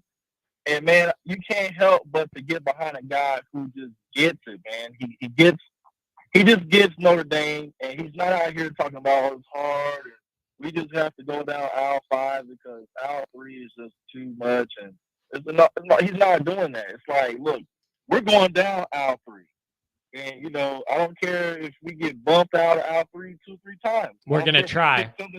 Yeah, that effort's gonna pay off. That's the thing. That effort, there's no way it can't. Like, the difference in effort of the whole operation in recruiting between Kelly and now, it's night and day. And even though there's some like heavy hitting losses that hurt that I'm wearing, overall, this has got to pay off. There's no way it can't pay off. Right. It's like this, man. You know, when it's all said and done, you can't know what it is that you can obtain unless you take a loss. You gotta lose before anybody that's lived a good amount of time at any point knows that in order to have a good game, you gotta lose sometimes. You gotta lose, and that's what Freeman went through in this first cycle. He understood that, you know, sometimes you're gonna gamble on a kid that's telling you, even in your face, that he's going to be there and turns around and bails on you the day of. You know, kids drop because of money and this and another. But for him to be able to maintain what he's been able to maintain in this hectic NIL stuff and the recruiting crap that's going on with all these crazy scandals and all that stuff, and to be able to maintain a good, solid class of guys to come in, speaks to the persistency that he has and making sure that he's going to keep chipping at the wall until he breaks it. And I believe that we're more closer to breaking the wall than what people can imagine. It's just, you know, we got to understand that this is just something that we as fans have kind of dealt with for 12 some years with the previous regime, and it's all brand new to us. So some people don't like change. Some people don't like it's uncomfortable. Even if it benefits them, the change, the process is uncomfortable to accept it. That's what's going on. Right. But in order for it to be where it's supposed to be, it's got to be uncomfortable. And that's what I think Freeman's done. And bringing Hartman in was a great move, man, for a number of reasons. Because if Tyler leaves after the spring, to me, if they tell Hartman, hey, man, we want you to mentor Minchie, I think Minchie and Hartman really have more similar qualities and traits as quarterbacks than Buckner and Minchie. So it's good that Hartman is there because I think that they kind of have some similar contrast styles in terms of of how they throw the football and everything else. And then you got to think, man, TJ Carr's coming in next year. Yep. The room is going to get hot. Yeah. For sure. It's a big boy football, man. Somebody ain't going to play. You know, it happens at every big-time university that has won a championship in recent latter years of college football. So this is where it's got to be for us to be in the conversation for being a championship team. There's going to be competition, you know, and I'm excited, man. I can't wait. I'm actually going to a blue and gold game. This actually be my first time ever going to a blue and gold game. Hey, man, I'll be over there. I'll be over there. Meet up with me. I gotta see you, man. I gotta see you. Yeah, for sure, man. We'll crack We'll crack a couple lids, man. Let's get over there. Come on. Yeah, man. Yeah, absolutely, man. I'm looking forward to it. But I just wanted to call in and say, man, I'm excited. One of my strongest, I guess, things I'm looking at the off season that I'm really excited about. It's really, man, the offense, man. I think that just on all cylinders, there's more balance. Yeah, we got a really good offensive line coming back. We got one of the best, if not the best, running back room in the nation coming back. Yep. And I'll argue that toe-to-toe with anybody. Quarterback room is definitely went up 2 or 3 levels, in my opinion. And the receivers, I mean, man, you got some really dynamic guys, you know, that are in the room that Stuckey's really developing well, man. I think Styles, you know, I want to see him break out. I think he has really good potential, but I think he's got to get out of his own way mentally. You know, I think mentally he had a mental block, man, that you could just tell. Like there was some times when he would catch. It's like he would catch the ball and just drop it. It's like you could just tell he felt defeated, man, and that's mental, man. You know, when you let things like that get to you. He's got to get it. He's got to get that turned around in his head. Get it on. You could tell he wasn't. You could tell he wasn't thinking right. He was hesitating, all that, man. But dude, I appreciate the call. We're gonna meet up at Blue and Gold for sure. Absolutely, man. Absolutely. Good hearing from you, John. Thanks a lot, man. I'll get your number. We'll have a cold one. Have a good one. Oh, man. Okay, let's see. Final caller of the day, 937.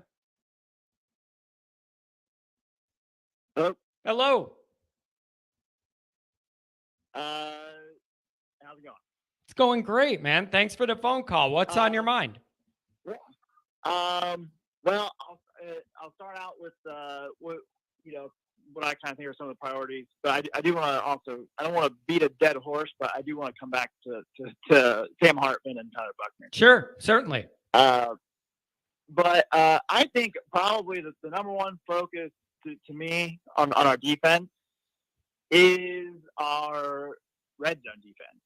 Yep. You know, and I don't know if that, you know, and I think it's going to come down, I think probably more down to schematics.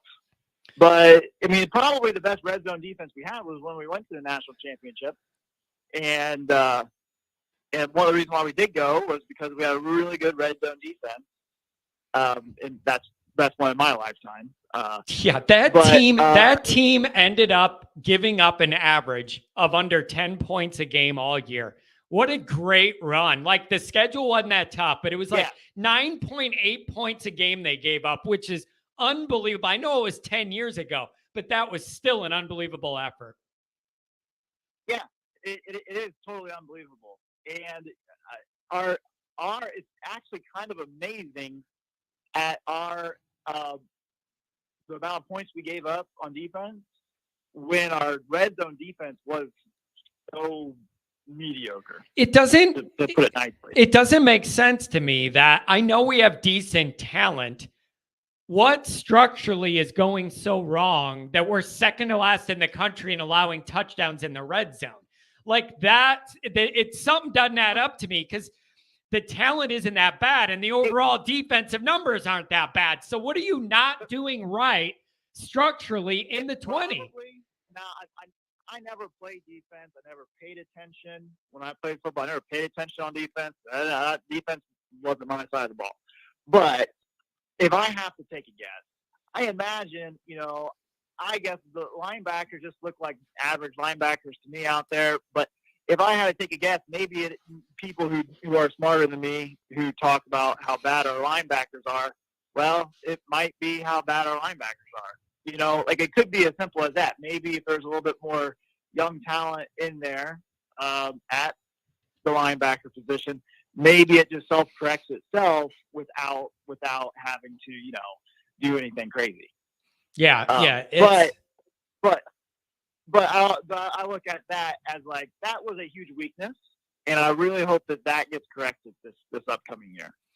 Yeah, that seems like it could be some small tweaks schematically or personnel-wise even could improve that. And the thing is, you can have like right? Red zone pass, Yeah, like I don't think it would take that much to change that ranking a lot, which is a big difference. You're talking 7s versus 3s. And I don't think there's a huge lack of talent. So, and I'm hoping, and this is a question I had earlier. I don't know if you were on yet or not, but we talk about the improvements of the entire program in Freeman year 1 to year 2. What about the defense overall? Al Golden, Al Washington, what is their jump year 1 to year 2? What's reasonable to expect of those guys in their groups? Right. And maybe as Freeman gets more comfortable being a head coach, we don't know all the dynamics, but he might be able to dive back in to help. Since he is a defensive mind, he might be able to dive back in and help defense maybe a little bit more on a granular. That's a really good point, though. And somebody brought it up earlier, and they said, do you think it's possible Freeman felt all this big picture pressure to be the front man of all of these things year 1 to get him going and all that, and pulled in a million year 1 directions?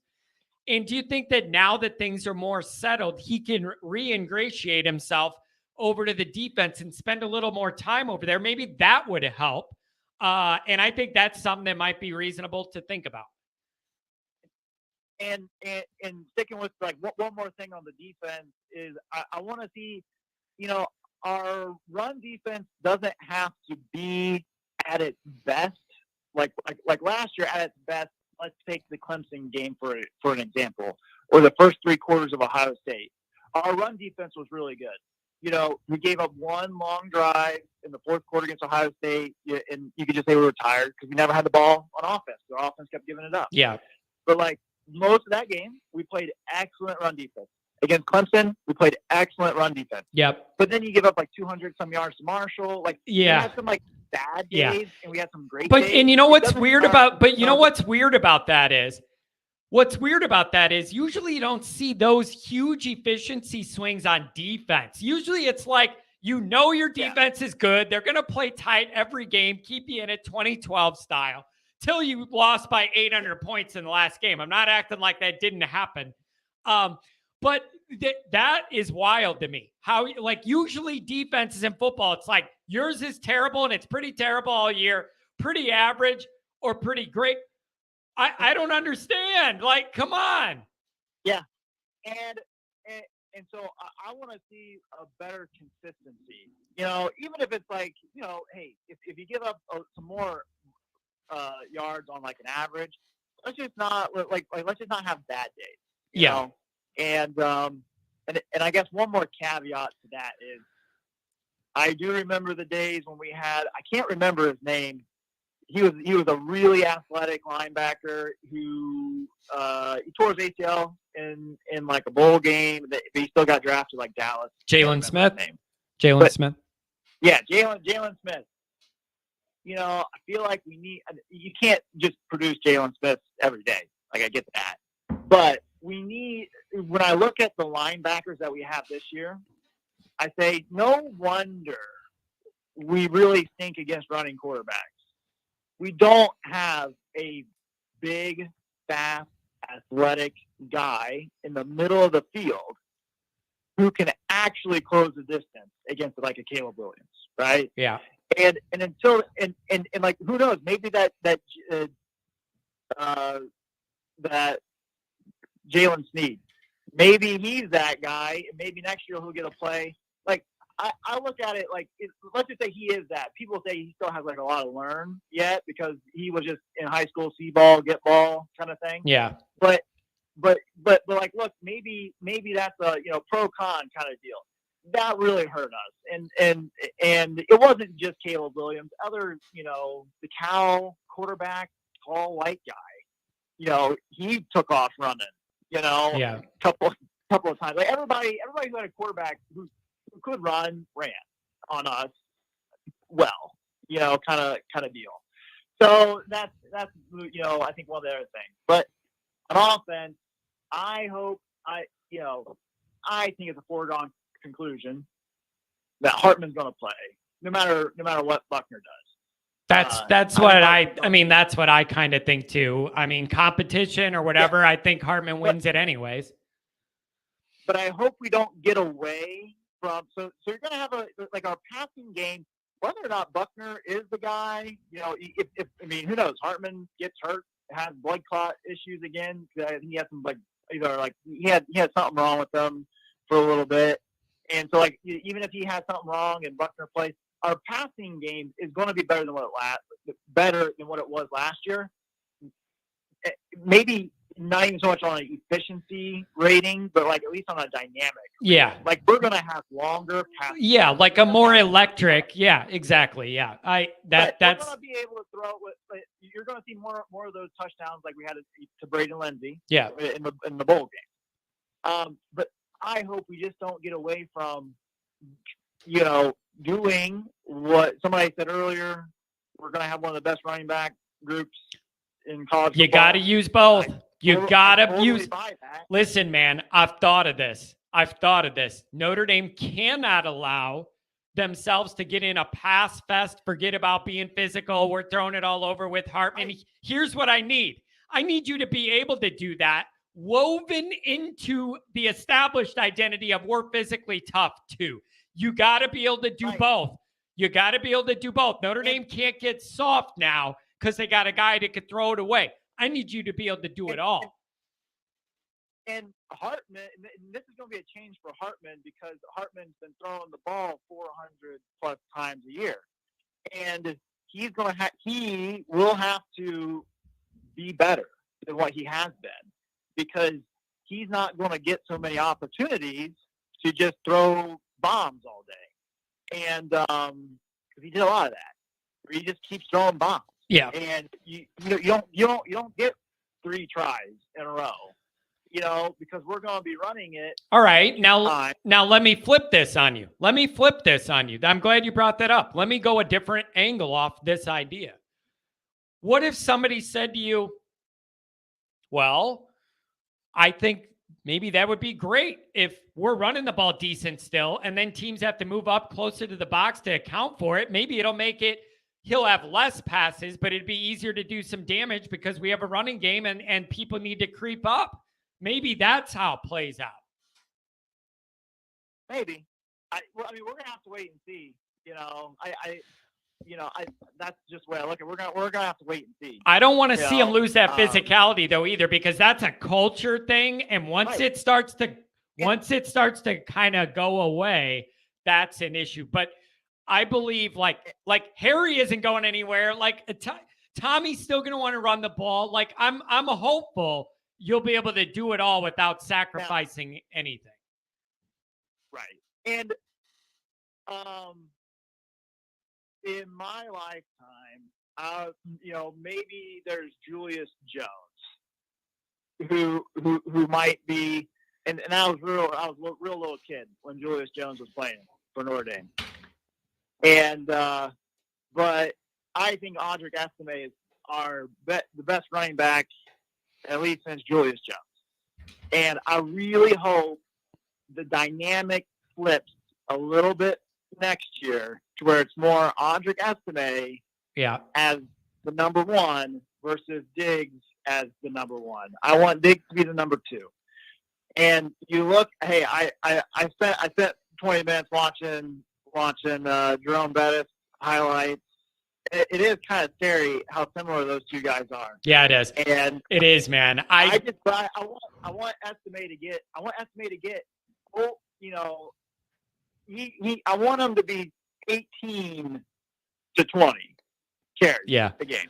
And the thing is, he's the one delivering the hits. And I want that guy establishing that tone and delivering those hits. You don't tackle Audric Estime. You end up getting in his way. And I like seeing him grind down these people. And even when it's a play stop for nothing, he's gaining 3.5 yards off himself. Like all of that physically, but more mentally of what that says of who we are physically. I want as much of that as I can get out there.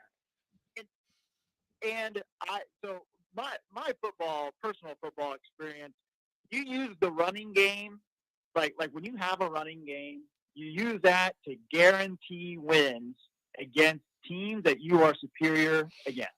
All right? That's what it's there for. Yep. You know what that's called? You know what that's called? You know what that's called? All of Michigan's regular season. That's exactly how they did it. They didn't even, that's how they did it, because they have better talent, bigger beef up front, ran the ball. You're going to win 10 Big Ten games just doing that. Right. You still need to practice your passing game, right? Like that's kind of the point of that. But and I think like this is, to me, just the biggest star of the whole season. It's not even losing to Marshall, it's losing to Stanford, where we should have, if you just run the ball the whole game, you're going to win that game. Yep. It may be ugly for whatever reason, but like you're going to win that game. And so I just want us to keep emphasizing that we're probably still a run-first team, and we are we should be a very dominant run-first team. And but now I'm one of the subtractors with the whole Hartman situation, because, and I know you said something earlier that like, well, the national media guys, they all kind of say, well, maybe Buckner leaves in the spring, which then, if that is the case, if Buckner does leave, and I think those guys are just projecting human nature. Okay. Yeah. They see this and they say human nature says that guy's going to leave. But I also think, don't you also think that a part of that is like human nature and the history of this, generally speaking, over the whole nation? But I feel like it's different when you're dealing with the Notre Dame degree. Like, I just feel like it's a little different of a dynamic when it's Notre Dame. Who knows? Hey, well, here's the thing. He has if he cares about his degree, then maybe he does stick it out. But if I were or maybe he just transfers to Stanford and he gets to play play football, and then you have a good degree from that. Yeah. And you have a good degree from that. Right. And he's from California. So I mean, that could be like an easy out. But and you wouldn't even have to deal with David Shaw because the smirk's gone. Right. A fresh start in Stanford. But if I was advising him, if in the spring he might be saying, all right, well, I'm not getting the job this year, and he might be looking over his shoulder and say, well, Minchie looks really great, and so I can't bank on being the guy next year. Yeah, and it doesn't get any easier with Carr coming in after that. Yeah, this to me, if Buckner is going. See, this is the future plan to me. If Buckner is going to be your guy for 3 more years or in the mix for 3 more years with his eligibility, he has to play this year. Otherwise, I look at it and I say, if he doesn't get to play this year, next year, he might get looked over again. Is the thing. But define get to play. Define get to play, though. What do you mean by get to play? Do you mean like you have some packages for Buckner running the option, or do you mean start play? He's got to get experience. He can't because look, if you have a package for him, which I still think if he stays on the roster, it's very ideal to have specific areas on the field. I think. You're like, we have a package for you, or a specific situation. We're like, you are actually going to help us. We're not doing this to advance you. You're doing this to help our team. Which I'm not a huge fan of, like people saying, maybe you could package this Hartman situation as a way to sell stuff down the road. Like, no, the only reason why you go out and get Hartman is because you believe he's going to help your team win. Period. Yeah. So, but. No, let me tell you this. Here's the one thing I will say. My stance, I want to make this clear. My stance on Notre Dame getting a transfer quarterback matters greatly who it is. If it was a guy I thought was even really in the immediate ballpark of as good as Buckner, I don't know if I'd like it as much. But this guy makes it a little different. Like, that matters to me too. If you're going to mess up the apple cart and the pecking order in your room and do all that, it's got to be worth it, in my opinion, not just another guy. If it was just another guy, then you have Drew Pine, and that didn't do anything for me. This guy makes it a little different. This is where I think because the future is uncertain. I look at more of the negatives. I think you look at more of the positives. Okay, and also, I think the reason why that is because I look at Hartman and I say I don't buy into Hartman. I think the way that maybe you buy into Hartman, and I think that this is the big groups. Okay? But wait a second. But wait though. Wait, God, I love this. I love when there's these little things to look at and kind of go different ways at. I only love I'm not acting like he's winning a Super Bowl. I have to look at what I'm working with. This is all in Notre Dame land. I'm not acting like this guy's the Heisman winner, but in Notre Dame land, I'm a lot more upside about what Hartman could do next year than Buckner when he has as many pick sixes as touchdowns. Yeah, but okay, we just had a quarterback have 5 touchdowns and, 350 yards, 370 yards of total offense, right? It was like we had that just one game ago. And so, and that guy has 3 years of eligibility. See, this is the rub. That guy has 3 years of eligibility. You bring in somebody else, he was a one and done. If he makes that other guy leave, then you're no better off in depth. And you're actually hosed a little bit more in the future to where you might have to do a whole nother year of, well, who can we get in the portal? That's the negative that I look at. All right, but then I get that. But what that tells me is, it tells me Notre Dame's staff doesn't see it that way, and it tells me that they know the risk is there. But that risk you're talking about, they know is there. But what this tells me is they believe it's a risk worth taking because the overall talent is going to be better. And if they lose a guy, they think they have another one coming that could be better. Right? But there's risk in that. There's risk in that. Let's go through the whole thing here, though. While we're at it, let's just go through the whole thing here. Sam Hartman comes in. Like, this is the ultimate negative here. Sam Hartman comes in. Spring ball comes around. Tyler Buckner says, I got to get out of here because I want to go play football. Okay. Right? He goes somewhere else. Yep. Sam Hartman, second game of the year, tears an ACL. Yeah. And then now you're stuck with the same situation that we were last year. However, but there's a big difference. There's a huge difference. Practically, you're in the same situation. Big picture, you're not. But you're not in the same position because if you were forced, If you were forced to play Minchie off a red shirt next year, at least there's a lot of high-end upside and development, and he's physically capable of more than Pine ever is. So as a backup, at least Minchie's young, and there's development, there's future. He has a bigger physical upside than Pine could ever have. So it wouldn't be ideal, but it isn't what it was riding with Pine, because there was no higher level with Pine. With Minchie, there could be. Right.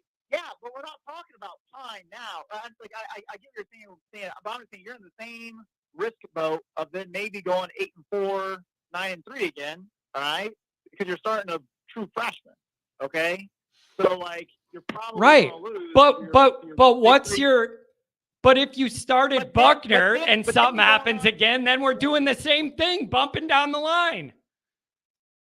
Right, but the point, but the point that I'm trying to make is that is Sam Hartman going down this year versus Tyler Buckner going down this year is that now next year after you go 9-3 this year you went 9-4, then you go 9-3, and then now the following year you're stuck with a true sophomore as a starter who may or may not be any good. I mean, okay? I get it, but man, you're going dark here. Again. You're going real dark.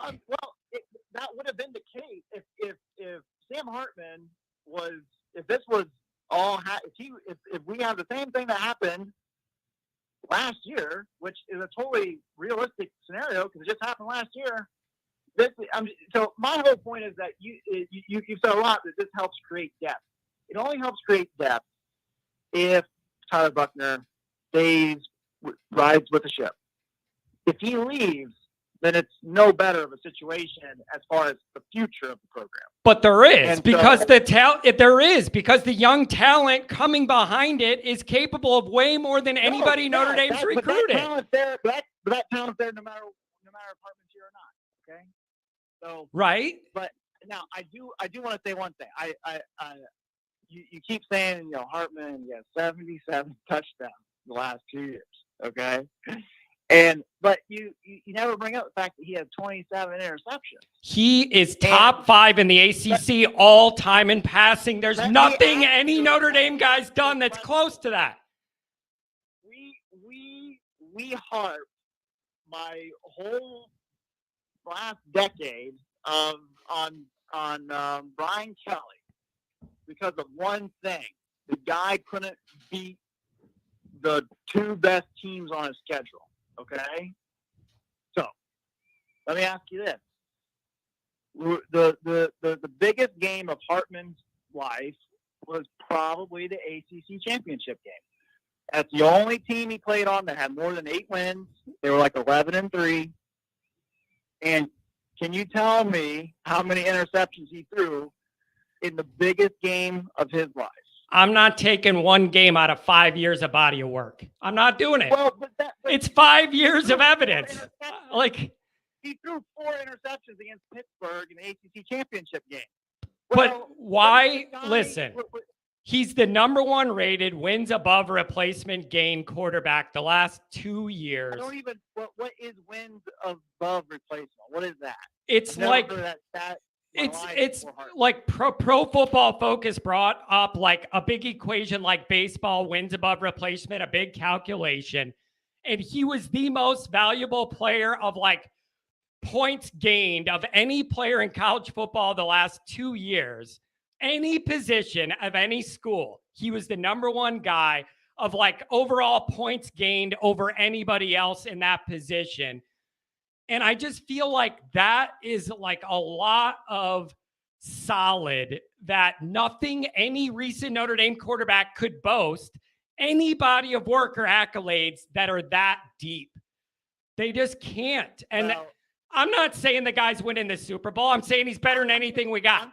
He's better than anything we got. I'm trying to make a case for some of us that are nervous. Okay. There's always reason to be nervous, buddy. I'm always nervous. I wake up nervous about Notre Dame. It's January and I'm nervous about Notre Dame. And I'm just saying, people are out there criticizing Tyler Buckner in the biggest game of his life for throwing 3 picks. But you know what? The guy won the game. I was proud of him for that, man. I was so happy for that guy to be able to get that win. But no, but this isn't like, and I'm not trying to be like, oh, I'm happy with it. I'm just saying, like, that guy still went out there and won the game. And, like, he was driving our team against Marshall before he got hurt. And, like, there was still a chance that we could have won that game out after all of his mistakes. And I guess what I'm just trying to say here is that Hartman, I've watched some of his film, his games, and it's just like the guy throws picks, and that's not like it's not something he's getting away from, and I don't know why. And also, and I'm just saying the biggest game that he played in, he threw 4 picks, and he threw a pick 6, and he threw almost 2 pick 6s. So that's not unique to Tyler Buckner either. Right. So how are you not proving my point? If I got both guys that are throwing a bunch of interceptions, give me the one that also has 7,000 yards and 77 touchdowns to do it. Don't give me the guy who doesn't. I'll take the guy with 3 years of eligibility. Or maybe it's a big risk. You called me worried about things on the bad side. Now you're willing to roll the dice. You were all worried about the downside. Now you want to roll the dice. It's a total unknown in Buckner, and you want to roll the dice? That's what you want. That's what you want. But I don't know if it's any good. And Notre Dame doesn't either, and they can't wait for that development another year. That's the issue. They can't wait again. They can't wait again. We're not winning a national championship next year. That's what I'm saying. Well, we weren't going to do that with any quarterback. Notre Dame's not in a position to be a playoff winning roster right now. They're 2 years out from that minimum. So why, to me, the risk reward with getting Hartman, this is what's going in all my calculation here. The risk reward with taking on Hartman, maybe hurting your future more than you have to in the quarterback room. It just doesn't make a lot of sense. If I didn't have Minchie and Carr, I'd agree with you. If I didn't have Minchie or Carr, I'd agree with you. But one of those guys is going to play young, be good enough. You're not going to worry about it. The depth underneath it resets. But Tyler Buckner in 3 years, he might be polished enough to win a national championship. That's kind of what I'm getting at. I think you might be right. You might be right. You might be absolutely right. I just don't know if Notre Dame thinks they can afford to wait around to find out. And I think that's what it comes down to, that risk. That's what I think they look at. Let me tell you this, man. Well, I think you are my favorite call of the day. You are one of the few people that call and push back and create debate in a respectful way. And I want you to know I appreciate the hell out of it. Good job. I want to say I agree with 95% of everything you say. All right. It's just the 5% I like to have fun with. Beautiful, man. That's what this is all about. I love this. Feel free to call me anytime you want. I love the debate. It was respectful, healthy, really good job. You got my blood pumping, and I love it. Great caller, man. Good job. That's beautiful. I love it. I want more of that. Good job. Thanks, John. Thanks a lot, man. Call again. Get mad at me. Come up with something else I say dumb, and we'll do this again. It was a lot of fun. I appreciate it. Thank you, man. Have a good day. Have a beautiful day. Oh, man, that guy. Beautiful. I love it.